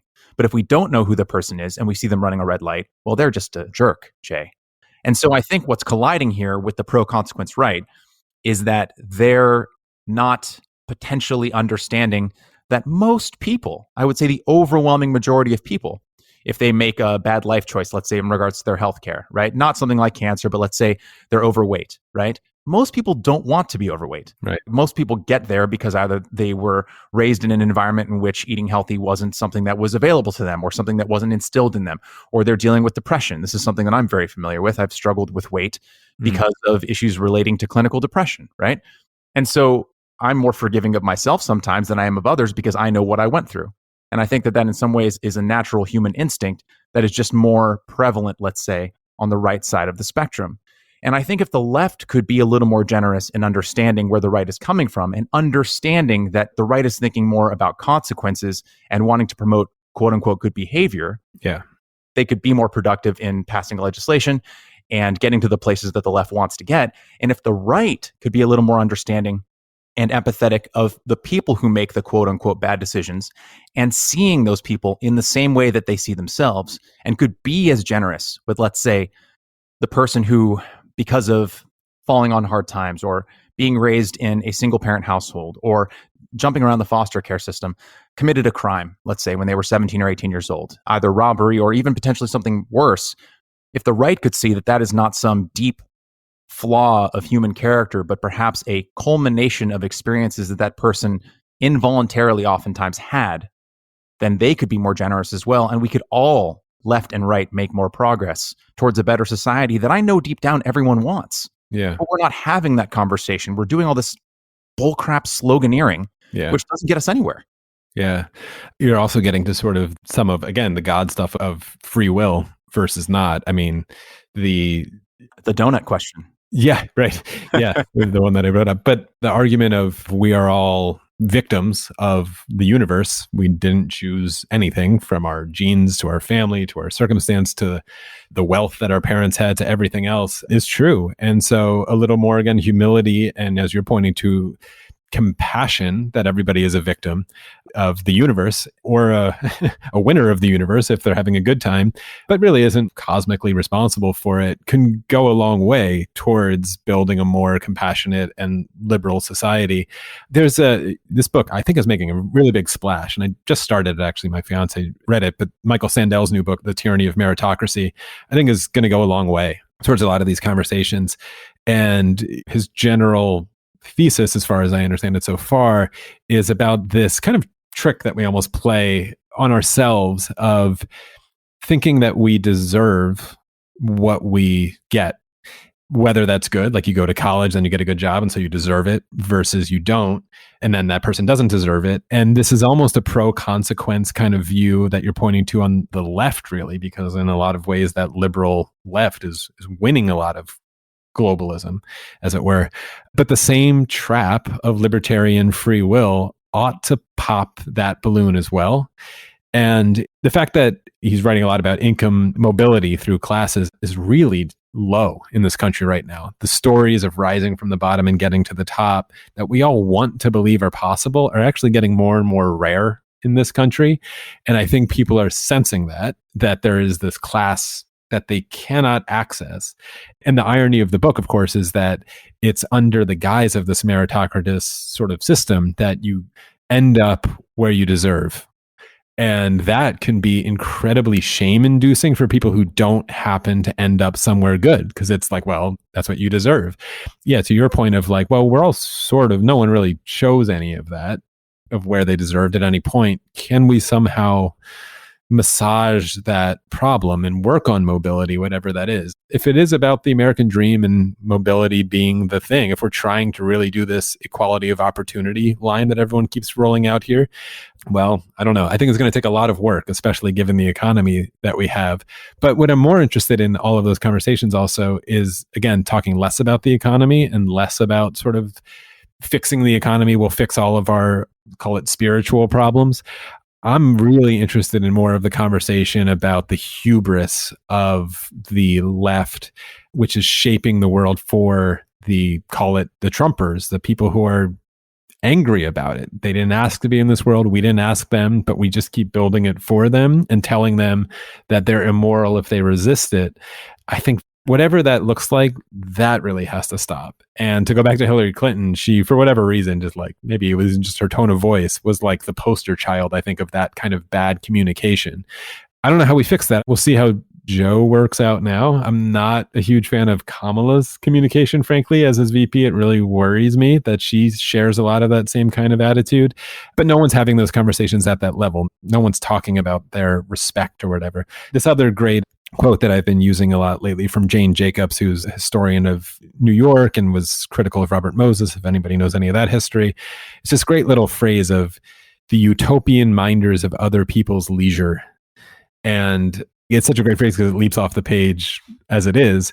And I think you could draw the line of who's who in that conversation right now, the utopian minders of other people's leisure. Of what kind of leisure am I talking about there? Donald Trump himself came through the WWE World Wrestling Federation, which if you go to an event, you could be in Maine, somewhere far north of the Mason-Dixon line, and you'll see Confederate flags flying at a WWE event. The liberals shudder and clutch their pearls at this like awful, men in spandex sweating and body slamming each other and drinking Budweiser, and they could be at a monster truck rally, whatever that is. And us utopian minders are like, don't worry, we'll get this out of your life soon. We'll fix all of this for you. You'll be drinking champagne at a party and talking about philosophy like this podcast in no time, and you'll have a self-driving car take you there. So don't worry, you won't get it even an offender bender. And there's an attitude of that we've sort of adopted, maybe unknowingly, but adopted for far too long. It shows up in things like gun rights, of course, school shootings, and the awful conversations that never seem to happen after that. It just shows up everywhere else. We're having this culture war when really we should be talking about what those symbols come from, what our anxieties and the fights we're really trying to have. Like, we all need a therapist, whoever that could be. We all need like a global therapist to sit everyone down, and like a couples therapist of being like, okay, what's really going on here? You're fighting about the dishes, but clearly it's not about the sponge. You're having issues about jealousy or the way he talks to you or the way that she does this thing or whatever. Like, that's what we need as a society somehow. And maybe that's what we're sort of hoping we can find or elect or find someone to help us out with. Social media is the worst place, it seems to me, to have that therapy session. So where that is, where we find that, if it's conversations like this one, or I don't know what that looks like, but someone needs to invent it because I'm tired of fighting about the dishes and the dumb Confederate flag and whether it was a white lash, that all that kind of crap is just like, shut up. Let's actually fix this relationship, or let's get a divorce, which I don't know what that looks like either. So, oh gosh, I think we tried that once. It didn't work out too well. Yeah. And that's not even just the country one, but yeah, I'm saying we can't get a divorce, because if we actually get a divorce globally, whatever that looks like a snap back to nationalism in some sort of aggressive Steve Bannon way or whatever his fever dream is there, it's all well and good. It might feel good for the people in the WWE who are wrestling, and they might feel like they won that victory. And again, it might be sort of the middle finger to us people who told them that they just had to lose. But coronavirus doesn't care. You know what I mean? And climate change doesn't care. And global terrorism doesn't care. We can't get a divorce. We have to figure out how to do this globally. And it might be a tense relationship for the married couple that we are as a humanity, but we got to stay together for the sake of the kids. Let's do it for them, at least till they get to college. I don't know where that analogy ended up, but I liked it. So. And even when we talk about a divorce between the left and the right, which is you hear a lot about online, I mean, it seems depending on where the political winds are blowing, you either hear the right talking about, oh, maybe Texas will secede and all the liberals can leave and we can have our red state, or you'll hear the liberals talking about, oh, we'll combine ourselves with Canada. And I love how they always just assume Canada just has no say in it, and they're just going to see. We're still doing it. We're just demanding other people go along with our stuff. Liberal imperialism. Yeah. But anyone who says that they want to live in an all red or an all blue fantasy land, trust me, you don't want it. You don't. Because if it's an all right fantasy world, you're going to get Footloose. And if it's an all left fantasy world, you're going to get San Francisco, which is liberal Footloose, where you have heroin needles like on the streets. There's that famous video of the mayor of San Francisco, London Breed. It was like a week after she got elected, and she's talking about cleaning up the streets or whatever. She's walking literally by a guy, it's on camera, who is shooting up, I think, heroin on the streets as she's being interviewed. Yeah. And whatever you think you might want, you don't want it, because you want the person who's going to be pushing the boundaries of what to create and how to make a new society, in the same way that you also want chief of creativity in your technology business, but you also want a chief of operations. Yeah. You want someone who can order all of the things that you're creating, and you also want someone pushing you forward. Yeah. But if you have someone who's just pushing you forward, but no one who's telling you how to actually make those ideas into widgets on machines that can then be passed along to the customers, you're not going to have a business that's successful. Yeah. And if you only have a chief of operations, but no one who's telling the chief of operations what to eventually build, you're not going to have a successful company. And I think society is sort of the same way. Yeah. Another one of my attempts to redefine or banish this left-right balancing beam that I just feel like has lost meaning for a lot of people is, I think we as a society, or even individuals, we're pretty much steering away from the things that we're afraid of, more so than steering towards things that we're confident will work. So with that left-right thing, I've proposed like another thing of, can we just have a spectrum of like fear of George Orwell on one side versus fear of Huxley on the other? And if people know the references, they probably do. Orwell with 1984 was imagining, I would say, like totalitarian right-wing regime. It's funny how everybody is sure it's the other guy's team. It's a government that is maybe a little China-ish, like super surveillance, heavy-handed state indoctrination. Obviously, there's versions of this that you can see on the left, but I think that's what Huxley was generally talking about. But if you put it as sort of the anti-freedom world of George Orwell, where everything is dictated by this oppressive state, that's George Orwell's nightmare. And then Huxley's nightmare was more of there's this thing called Soma in Brave New World that sounds like an incredibly cool drug, like some MDMA stuff that makes you have these incredibly profound feelings of pleasantness and you feel great. It's like a heroin type thing. And whenever there's anything kind of unpleasant for the people in this world, they shoot up the Soma. It's like a spray they could do or whatever, and they sort of just drug out and zen out. And everything's fine, right? So like, what's wrong with that world? Of course, there's genetic engineering that happens in that world as well. But it's almost, you could see a balance of like, are we too much freedom on one side that Huxley worried about? Or is it like the crushing of freedom sort of militaristically on the other side that Orwell worried about? And clearly, if you're terrified of Orwell, you're steering towards this freedom thing all the time. And you generally would be sort of conservative, and the don't tread on me kind of stuff is like, don't George Orwell all of us. This is 1984 all over again. Don't tell me what to do. And that's fine. And then the fear of Huxley is like, you're steering away from that, being like, man, if we all have freedom, we're all just going to like be doing drugs all the time, or just like getting drunk or overeating, or we're never going to find real meaning. And maybe I'm a bit of I'm paying more attention these days to the dystopia futures of things like WALL-E, if you want a modern thing from Pixar, where everybody was plugged into these pleasure machines, but really kind of felt a little hollow in it. And that kind of fear is, are we just going to get like better virtual reality headsets, and then we're all just going to plug in and sort of check out of life, and it's going to just be constant entertainment and candy for us that sort of subdues us? So if you're scared of that world, do you go more towards the other side of like, we need to restrict the freedoms for people because they don't know what they're doing on their own. They're all going to walk off of cliffs and they have no meaning in their lives. And so I think there's something to that spectrum of where you are, if you're more afraid of Huxley or more afraid of Orwell. And clearly you could sort of swim between the two at all times. But to your point, like, we kind of need each other. We need a reminder, because we can swerve way too far towards one of them at any given time. If you imagine all of us as sort of like one big collective organism, well, there's part of us that are kind of nervous when the car's going too fast and wants us to hit the brakes a little bit. And there's other parts of us that say like, no, just keep driving faster. If we could find that balancing act of whatever marriage this is going to be, we're not just going to eliminate people or send them to some magical island where we never need to see them again. We have to somehow have a conversation where we're grateful for each other's philosophical inclinations or psychological sort of leanings, as it were, that we can find our way to steer towards some of this. And yes, the difficult conversations that I keep alluding to, I'm not trying to cop out of hard conversations.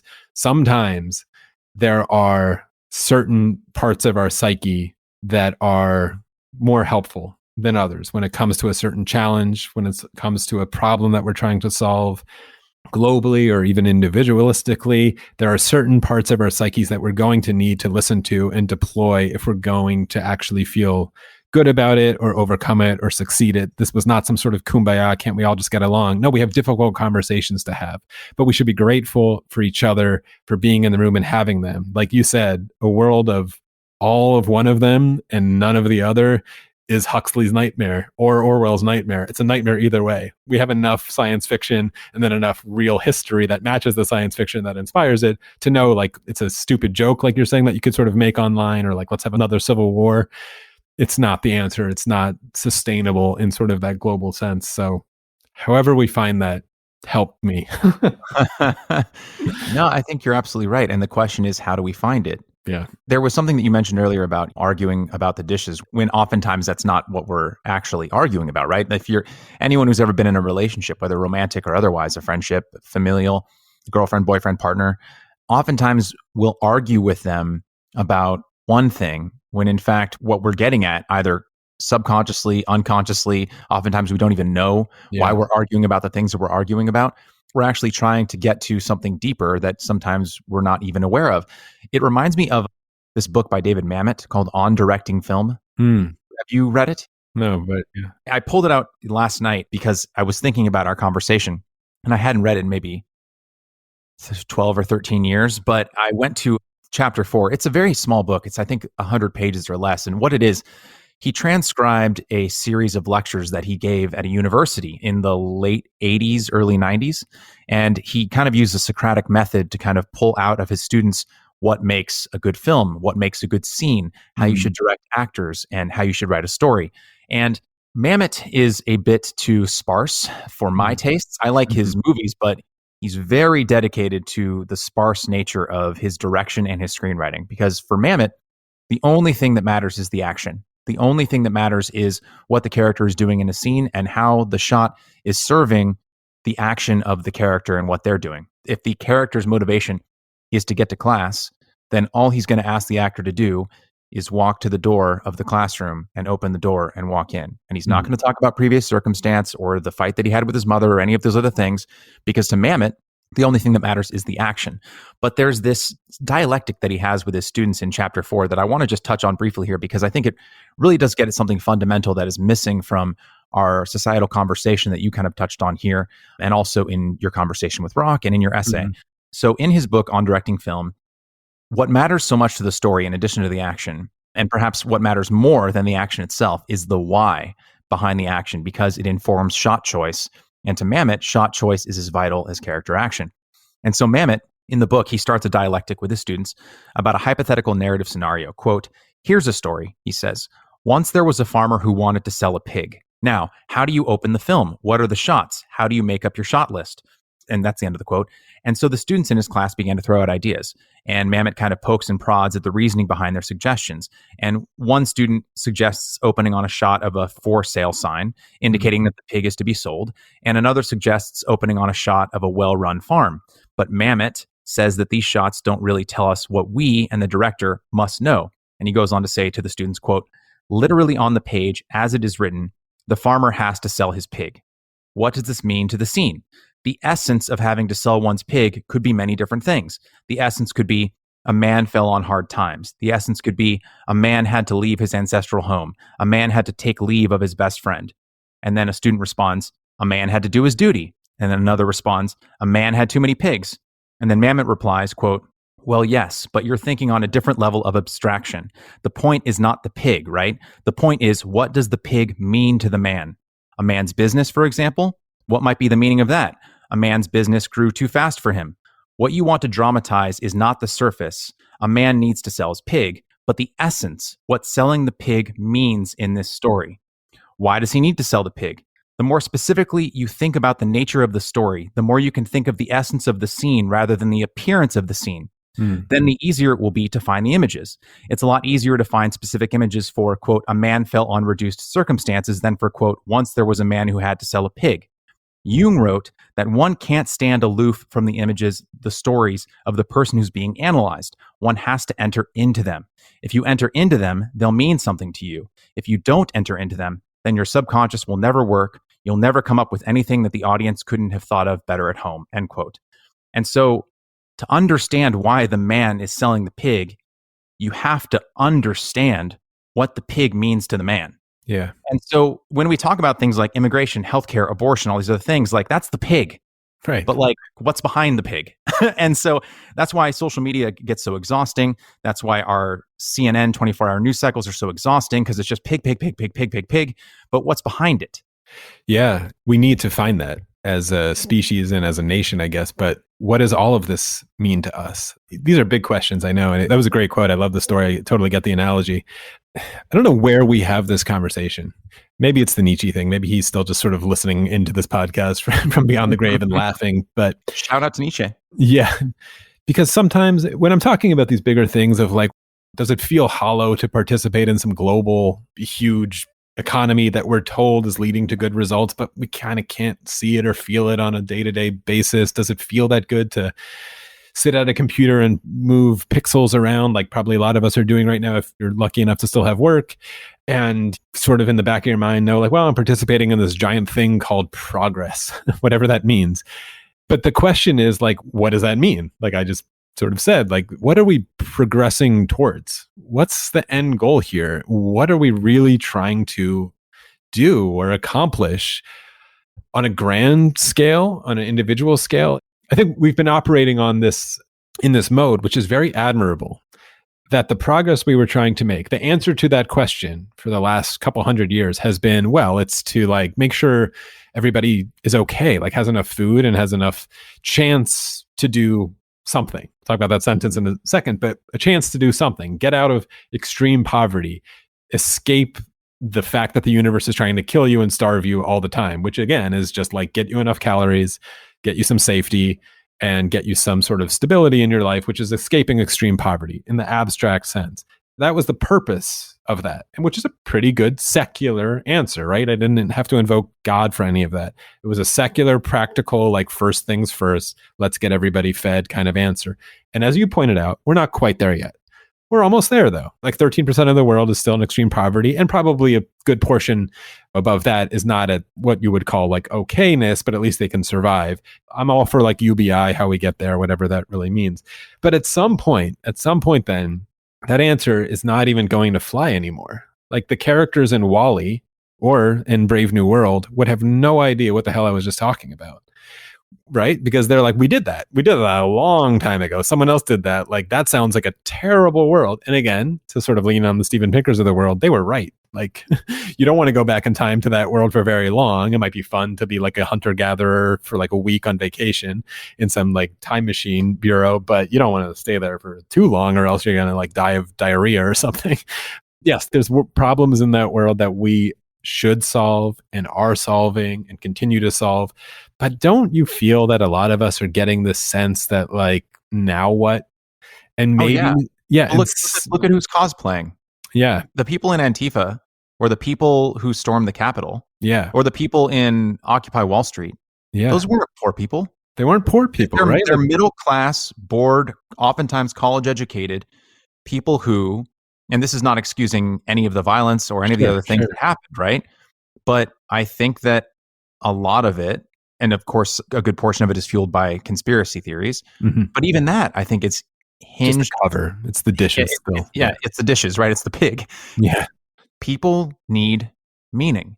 And in the absence of real conflict, and whether that's conflict against nature, conflict against man, conflict against the self needing to survive and finding sustenance in order to make it day to day, what do you put in the void that is left when you have everything you could possibly need to survive? Yeah. I mean, I'm glad you went to like film, and because I think there's a lot to learn from obviously being a media critic, and maybe you and I both in the media of producing things. There's a lot to learn from the kind of art that a society produces and where their anxieties are and stuff. And there's a romanticization of Lord of the Rings. Wasn't real history, I know, but sort of something that feels like historical and knights and like these brave warriors. And obviously on a smaller scale, one of the possible and maybe totally understandable instincts is when you might start feeling some of that anxiety I laid out in the last answer of like, well, what now? Is to demand that there still are real battles to fight. And there are, again, like you and I are not going to dismiss all of this, but it's very easy to look back at like maybe our parents or the previous generation and being like, oh, they fought Vietnam. That was a war to fight, like a little battle that they could win and get some glory and fight and make some change. So like, what's ours? Like, this is a common thing, but to insist that we're still fighting this thing, or there's really an evil that you're fighting right now, like that's one way to try to solve the problem, is to demand that the Vietnam War is still going on. That's one way to address that existential kind of angst, is to demand that there still are these really big battles to fight. And there are, and we'll find them. Like you could devote your life to trying to solve the Uyghur genocide right now, and that would be noble. And some of us should do it. We should all be sort of a part of that. There are things to fight. But at some point, like you're saying, like this runs a little thin and you have to look a little further for them. But what's nagging there is putting off the stuff that really matters. And this, again, we're talking in these big terms, sort of like species level stuff, but this happens on individual lives still. The problems of how do you lead a meaningful life are eternal problems and still there. And then we have to get around to sort of addressing them and getting honest with them. But what matters to an individual life is to matter to other people, I think. And a lot of us are discovering that. And then we run into these pseudo-political problems of like, well, how do I matter to other people? when they don't respect me or they don't listen to me or they're saying something stupid or like storming a Capitol. So like, yeah, whatever's going to come next, I think hopefully is not a fearful retreat into what has worked so long, which was finding glory and fighting wars or fighting the biggest evil that is in front of you at the moment. If we have to invent an enemy, I think that's going to be kind of a really depressing place to be, especially if the enemy is a bit of a phantom. Obviously, the left and wokeness seems to be doing a lot of that lately. It's like, how much of this really is as serious as you're saying, or are you just trying to be as cool as your hippie parents who fought against the Vietnam War and won that battle, whatever that looks like? And maybe they're right. This is like hacks part of our psychology. They're like, we need a good old fashioned alien invasion, and then everybody will just like gather together against that evil and we'll finally be united. Whether that's true or not, or it comes right now, probably half the world would blame liberals, the other half would blame conservatives of why the aliens came. So I don't think it would even work. But even if it did, it also just feels like a cop out of like, is that really the best we can do? Is that really like the best that we can come up with to unite and try to build something together, whatever we're aiming this thing towards existence towards? Is that we have to have something that we're all fighting against? And for me, again, this goes way back to the beginning of our conversation of atheism. Isn't it enough to just have, we are all in a mysterious universe that we didn't ask to be in? And it's complicated and crazy. And again, when you are honest with it, I would make a case morally chaotic, meaning that good things happen to bad people, bad things happen to good people, and you could do all the rain dances you want, and you'll just be fooling yourself into thinking that that is the thing that's causing it. It's deterministic. It's a complex world. Death is real. People appear and then they disappear, and it's incredibly crushing. We're all in that thing together. Is that not enough of an enemy to fight for us to gather together? Like, how do we do that on a conversational level? Because that one's not going to go away. If we really need an enemy to fight, well, the question of why is there something rather than nothing is not going to go away. So we'll have that one forever, no matter what we do here. So can we use that one and try to band together somehow and work on that, whatever that looks like? Yeah. I don't know. Stop fighting about the dishes. Stop fighting about the pig, like you said. you're right. What does it mean to us? The alien would just be a really big dish pig analogy. This thing we've gone down, being like, is that really what it means to the person? Why do we want to defeat the aliens? I don't know, just to survive for the sake of surviving? Like, that can't be it. That can't be life, right? Like, what if we defeated the alien invasion? Then what? We all high five each other and go back to fighting over politics? Like, okay, like that lasted however long it took to beat the aliens. It's like, why did you want to beat the aliens in the first place? Keep asking each other why. Why are you really after this? Why are you doing this? Why do you oppose abortion? Why are you making an exception for rape and incest? Why, if you're a liberal, are you sure that race is the answer here? Try to get like deeper and deeper into those whys. And maybe we'll find the place where it's being like, oh, wow, we're all worried about the same thing here. It's all the same thing. And you might be right. And we might be right. Let's hash it out. Yeah, as cheesy as it sounds, the real challenge that we could give ourselves in the 21st century is just to learn to love one another and to love ourselves more.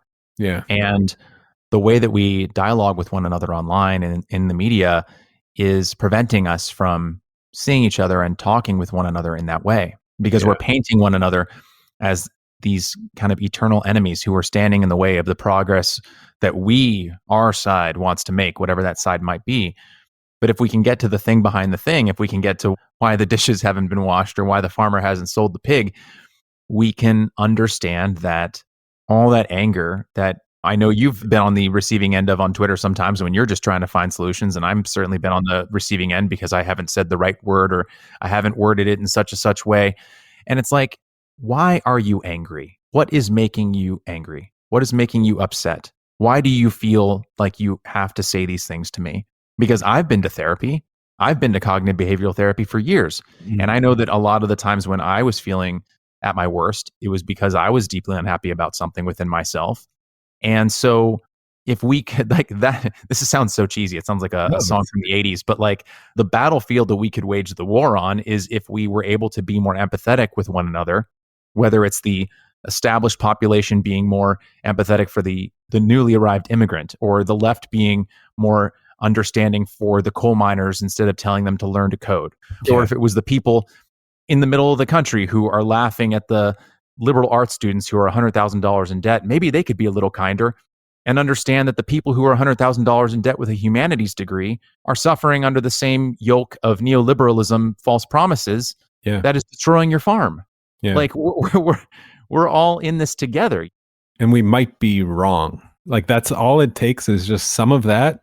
Yes. And I think there is, I mean, to be specific and political, I think there's some opportunity for Joe Biden to do that because of he's been in politics so long. I hope he gets into some of that in his term, whether it's 4 years or whatever, where he, something like the crime bill that he signed in the 90s. I hope he comes out and says like, I was wrong, and not in a sort of like kowtowing to the left and then the racism of it, but just actually like that was wrong. And I want to fix it and I want to try to do better with it next time. That's like a specific thing. I mean, to bring it to some of those specifics, because we've been speaking a little esoterically, even if we're talking about solving a problem, back to that analogy of like, oh, this whole big political philosophy that we've been living with for hundreds of years, if you look at it as a practical way to solve extreme poverty, like, cool, now I'm just being a consequentialist. And you can measure that, right? Like it's somewhat of a measurable, quantifiable, let's look at the graphs and see how we're doing kind of way to assess it, which is great. And if your mission is something like racism or blacks being killed by cops or something like that, get it out of that deontological kind of immature high school way to talk about it of like, this is just right and this is just wrong and I'm fighting the evil of racism and that's my language and like anybody who opposes me is a racist or something like this. If you could try to advance that to sort of if there is such a thing as like liberal consequentialism, being like, the goal is that we're not going to argue about it anymore, which is fine. The goal is that we want less blacks killed by guns. That's a statistic that has a graph that we all, I would presume, everybody wants to move in the right direction, which is lower. So how do we get that graph to move lower? I'm just speaking in consequential terms. Like we've agreed on the terms and the graph that we're all going to stare at obsessively. And how do we get it to go down? I might be wrong. You might be right. Like, let's figure that out of what strategies we can deploy to make that graph move in the correct direction. And even if, in purely consequential terms, if I make a case being like, Kendi, like, I get your point, you're arguing about the dishes, but I think your strategy is actually going to backfire here. So let's see how that goes. Like, that's not even me. Isn't that like fair? Shouldn't that language not get me cast as some sort of racist, like hater or whatever? Like the woke mobs have to understand the language of consequentialism of like, Kendi might be right and he might be wrong. Can we agree on the outcomes that we're going for here? Yes. We talk too little of ends and too much of means. Exactly. No, it's like a perfect way to put it. And I'll give an anecdote about like, and again, like I love Maajid Nawaz, although he's gone in a direction that is troubling to me, obviously, for a lot of reasons. And I made this film with him. And, I think he's probably in some trouble, to give that empathy of like why he's running that red light or something. Like, let's not assume too much from the outside. But I remember before making that film, and for some background for people who don't know it or don't know me, you mentioned it, this film I made with Sam Harris and Maajid Nawaz called Islam and the Future of Tolerance.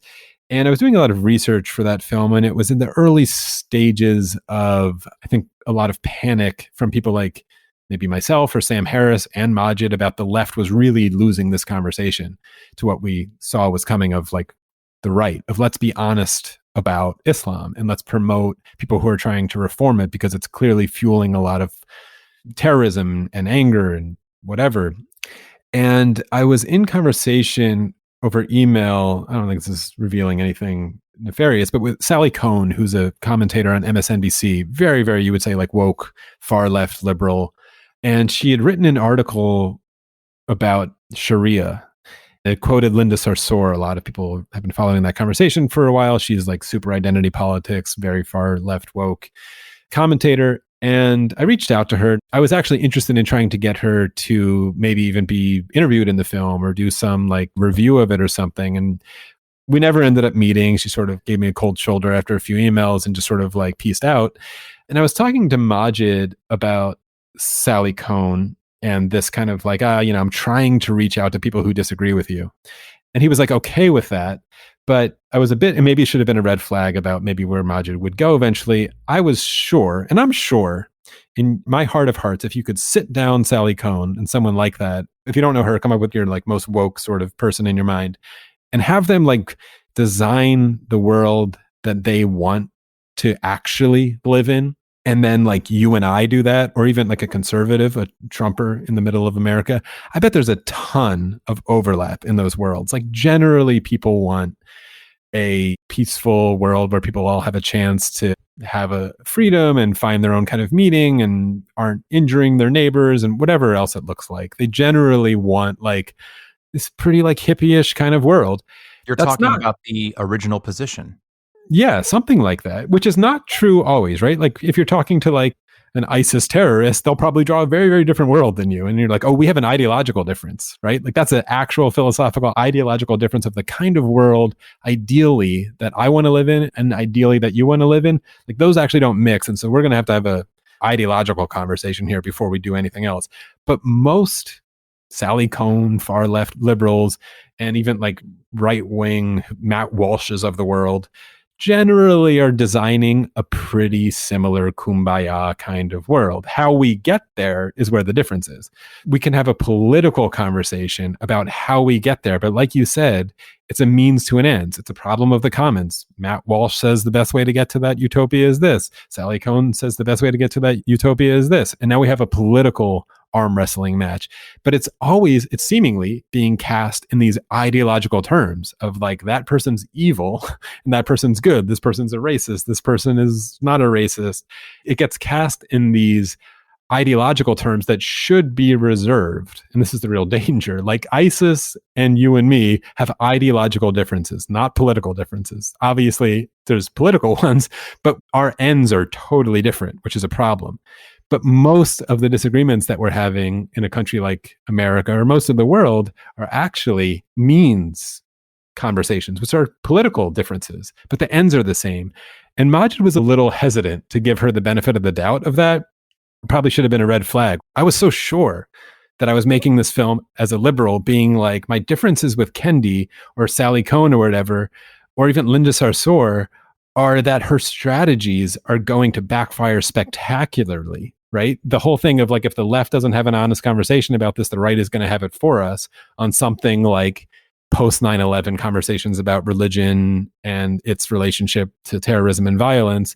I think that's borne out to be true, but that was a political concern. It was like, I understand, I think the world that you're trying to create, but you're not going to get there using the strategy. You're going to alienate everyone. You're going to hand the conversation over to your enemies, and it's going to backfire and hurt the people that you and I are both trying to protect, which in a post 9/11 world was like, we're trying to avoid a major backlash against Muslims or anti-Muslim bigotry or true racism or xenophobia or anti-immigration in the worst possible way. Whatever that looks like, we're trying to avoid that, and your strategy is going to lead to it. So let me try to convince you politically of that position. But ideologically, we're trying to get to the same ends, right?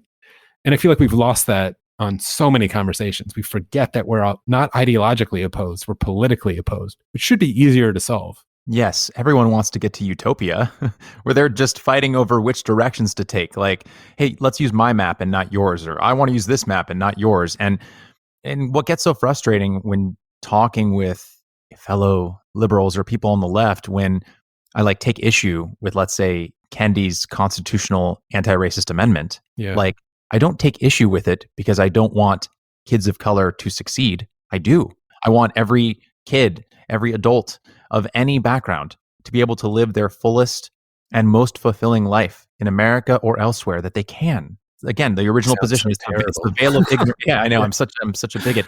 But it's the veil of ignorance, right? Like if you were standing in front of the veil of ignorance before you were born and you had to construct a society and you don't know where your place in society will be, everyone will construct a society that is equal in that position. Because if you don't know if you're going to be on the lowest end of society or the highest, and it's a dice roll before you walk through the veil, you're going to construct a society that benefits everyone equally. And that's the society that I think most everyone wants, because I think most everyone understands that their place in this world is largely a result of a cosmic dice roll. But it's so frustrating, you so perfectly articulated it, when we push back against certain aspects of the anti-racist movement, for instance, right? it's not because we disagree with anti-racism. It's more because we fear that if they were to get the way that they want, it would create either a huge backlash from the right, which could lead to something horrific, or even if it doesn't lead to a backlash, it won't lead to the kind of equality that they're seeking in their heart. Yeah. And that's the frustrating thing, because even conversations like that, where all you're just trying to say is like, hey, can we take a look at this map that you're using to get us to Disneyland? Because we both want to go. But my fear is that your map might lead us out of a ditch. And I know you want to get to Disneyland just as much as I do. And I don't have all the answers either. My map might get us to a ditch as well. But all I'm trying to figure out is if we can get to the bridge so we can go to Disneyland and have popsicles. Yeah. Yeah. I like the analogy. I've never been to Disneyland, by the way, just Disney World. But yeah. Oh, no, really? Well, you should go. Well, you should go eventually. Eventually. I should check it out. But yeah, the analogy totally works and it's perfectly stated. How do we get the conversation out of those ideological terms and back into just these like political differences and strategic differences that we're trying to solve the same thing? But we're certainly in danger of, I think, losing sight of that somewhat permanently. And then we'll just have to like reinvent it from step one all over again.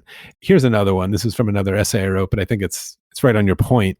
Some of this takes some political creativity that people are lacking. A statement like, I've made this point, but a statement like, all women everywhere should be free to show their hair in public. It should be like the easiest statement of a moral position for everybody to make.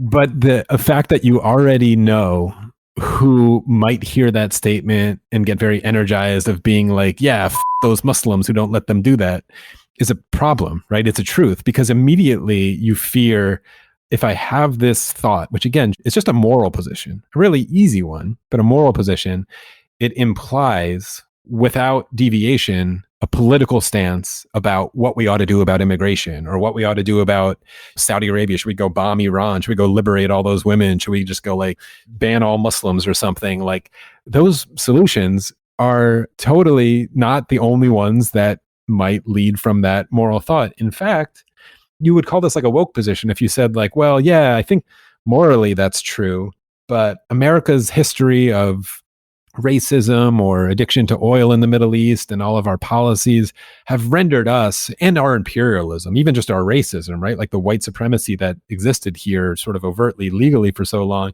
really renders us the worst kind of expressors of that moral position along the world. So I'm just going to keep my mouth shut, because like America just shouldn't be doing this. Even that, I don't agree with what I just laid out, but I was steel manning the position of actually remaining quiet about that position or not uttering something so simple.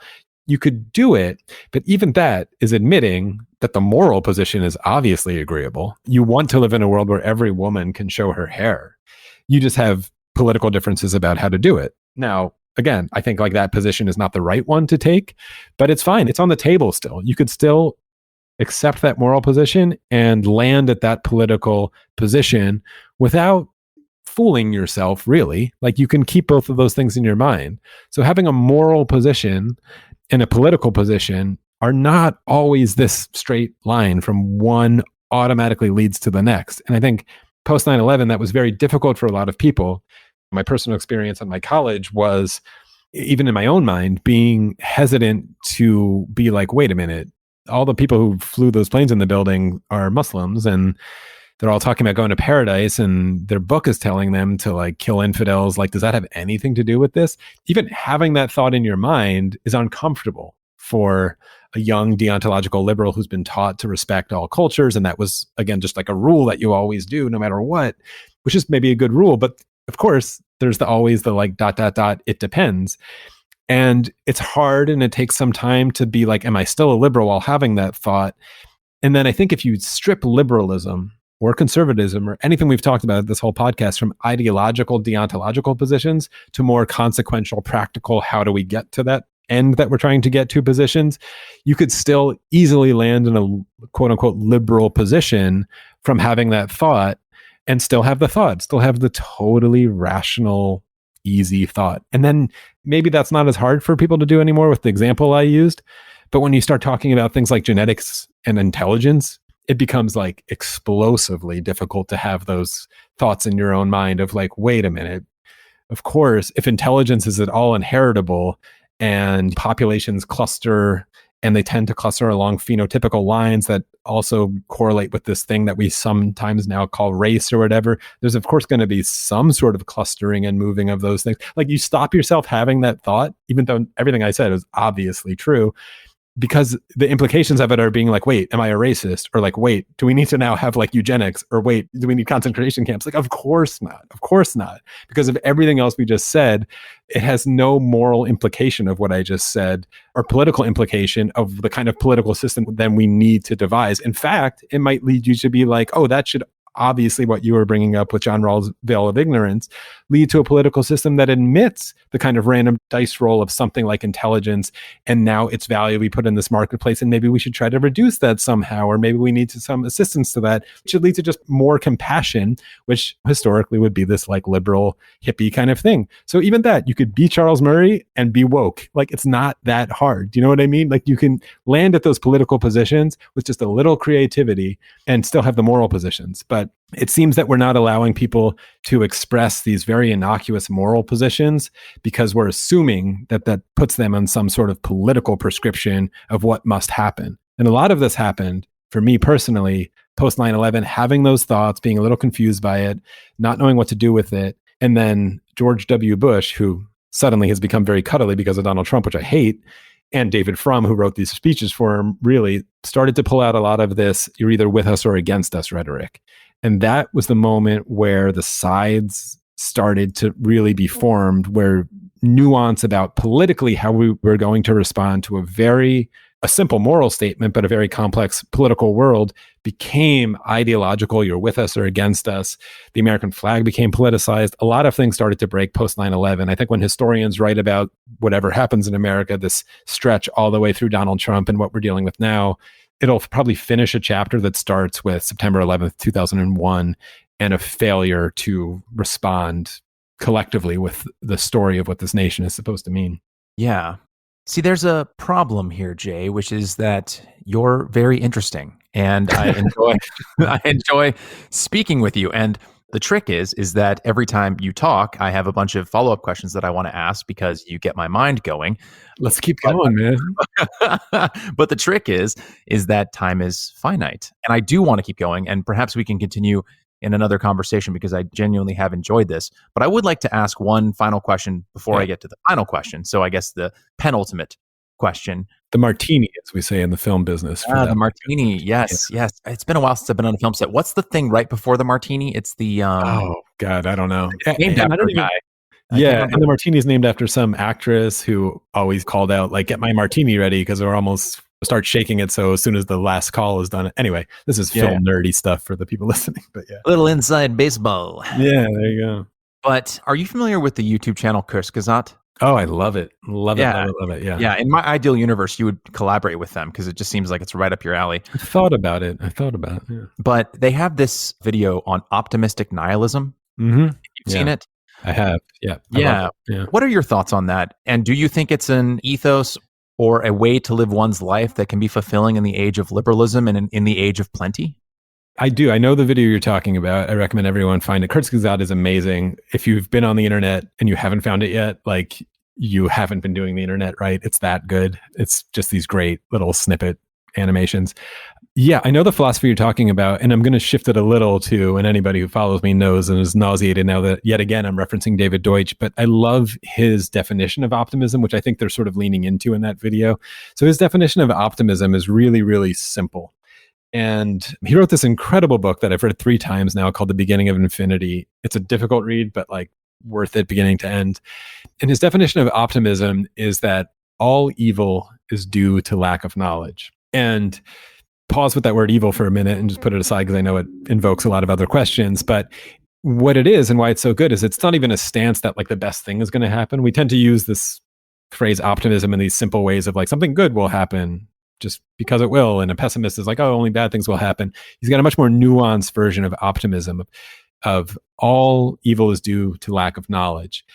And if you say evil is something we all just sort of agree upon as it's something bad that we all sort of agree, like a genocide or even something bad happening to you, your daughter dies in a car accident, like that's a kind of cosmic evil. And if we had the knowledge to prevent it, we would have prevented it. So the only thing preventing us from this evil manifesting itself, whether that's coronavirus right now, is the knowledge of how to stop it. That includes political knowledge. So you could be like, well, if everyone wore a mask, we would stop it. We have the knowledge already. What are you talking about? We don't have the political knowledge, clearly, to articulate that message well enough, if that really is the best answer, to make that happen. Or whatever the best knowledge is, if there's some perfect vaccine that we could just spray in the air and no one even needs an injection, we should do that, right? And we don't have that knowledge. But fundamentally, and this is to your optimism point, what's exciting about that and why I think it's a stance and answers a lot of these big existential questions that we've brought up in this, is that physically, nothing in the laws of physics prevents us from eliminating all the coronavirus in the world right now. Right? Like it's just a physical object. There's nothing magical or there's no demon in coronavirus. It's a physical thing that's getting in our bodies and attaches to these things and kills people, and it's terrible, and we spread it. Like we know some things about it. Nothing in the laws of physics would break something that just nanorobots went and just like eliminated all the coronavirus in the world, or whatever that ends up looking like. So the only thing preventing us from doing it is acquiring the knowledge of how to do it. And I know that sounds simple, but think about how empowering that is, of like, okay, it's out there somewhere. The knowledge of how to rearrange our entire solar system into a giant Dyson sphere and collect all of the energy from the sun, which would be an exponentially huge amount of energy to then, I don't know, have us explore the universe or do better science experiments or clearly solve something as trivial as coronavirus or regulate the climate or give us beautiful art. Whatever we do with that energy is a bigger philosophical question, but nothing in the laws of physics prevents that. So just us acquiring the knowledge is the journey that we have to go on in order to get there, whatever that looks like. And so if that's enough for people, the acquisition of knowledge in a sort of a abstract sense is a capacity that us humans have as a creature. Part of the takeaway of that kind of stance is a pushback on something that became very popular actually on the left and in liberal circles and in hippieism, of sort of spaceship Earth, that this is like our only planet and we have to take care of it, or that we're muck, we're in somewhere random in the universe and we really don't matter. It actually is an interesting way to say, like, the appearance of knowledge, whatever that is, in any universe is by far the most profound phenomena that could possibly happen. It can transform an entire universe in a way that no other phenomena really can. Like if we were observing another star system out there somewhere right now, and then we saw within 1 year of observing it, it arranged into some perfectly symmetrical pattern, and then we realized it was spinning in a way and generating, we would know the only way that phenomena happened is there must be some kind of knowledge there being applied to those atoms to do it. And then presumably something's doing it, an alien species or whatever. But that knowledge creation and the physical phenomena, how it appears in the universe, is profound. And we, us little lowly humans that came out of monkeys, can do it on a very small scale right now, but we can do it. And if we keep doing that, it's a view that puts us in the center, really, in a lot of ways, in a very special place in the universe without ever invoking God or any kind of deity. It puts us with a great amount of power and responsibility also to do something with it, because we are an incredibly rare, obviously, and special phenomenon that it comes out. So it's a way, I think, to inject meaning. Again, I haven't solved the big answer of like, what do we do with all the energy when we have it? I don't know. We have to, like, we can work on that one, but we certainly can recognize evils like coronavirus or the fact that babies die when they shouldn't, and try to solve those by acquiring knowledge. So it gives you something to do in the morning. And I hope whatever system comes next, as we sort of kept alluding to, we're jumping the gun as philosophers a little bit, saying like we solved all the poverty. We haven't, right? Yes, caveat. But whatever comes next about whatever philosophy sort of emerges to give people meaning, I'm rooting for and hoping for and trying to brainstorm, and anybody listening to this can help out. How do we have people feel like they're participating more in that activity rather than just pushing pixels around the world and getting yours out of this capitalist system and fighting with your neighbor in a competitive way to try to like get ahead and get the next Ferrari or whatever.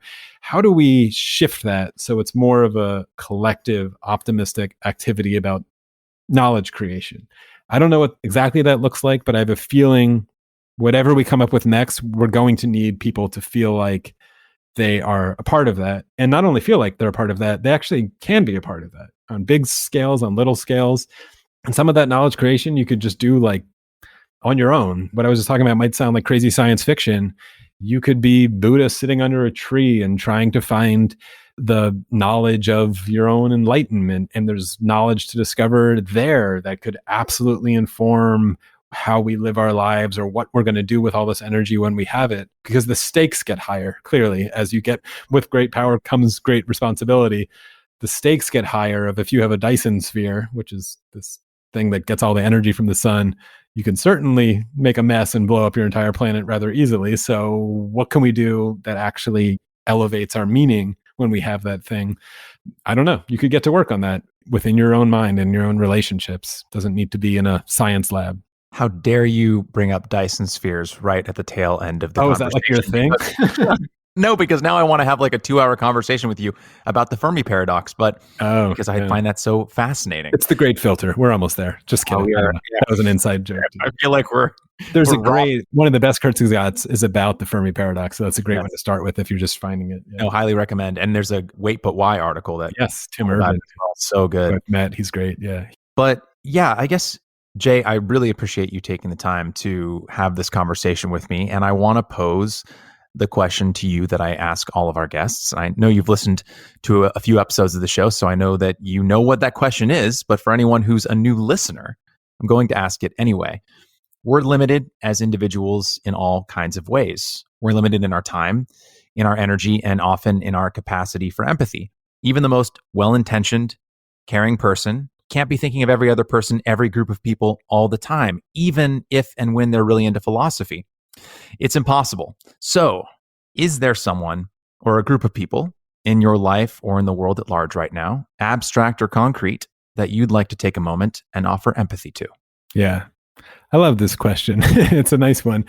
It reminds me of a Mr. Rogers thing where he would ask people for like 60 seconds to just think of someone who helped them get to where they're trying to get to. I knew you were going to ask it, and I've been thinking about it all week, and I'm not even entirely sure where I'm going to go with it. But I think I'm going to my fiance right now, who, and I don't want to like reveal any of the things there, but is dealing with a lot of very heavy family stuff. And I'm sure she's not the only one. And I just admire her. There you go. Thank you for sharing that. I think it can be easy oftentimes because of everything that's going on in the world over the last year or so for us to forget that people are going through a lot. Yeah, I kind of want to give it to everyone in the world right now. Do you know what I mean? Like, it's been tough, and COVID's been tough. All the stuff that I said at the beginning that might have sounded weird about like looking at yourself in the mirror and getting the filters out of the way. My fiance's really good at it. And so I learn a lot from her. And she's patient with me too sometimes when I'm not so good at it. So that's where my empathy goes right now. Well, thank you again, Jay, for taking the time out of your day and out of the many projects that you're working on and podcast appearances you've been on to talk with me about these important issues, about the core of liberalism, where it's going to go next, the problems we face as a society, and how we can try and form bonds of commonality when too often we feel more disparate and disconnected than ever. So thank you again for the work that you do, and thank you for taking the time to talk with me today. No, thank you. I meant when I said at the top, I want you to include it. This show is really cool. I'm glad you're doing it. I think you're really hitting on something. So I'm just flattered and honored to be a part of it. Thank you.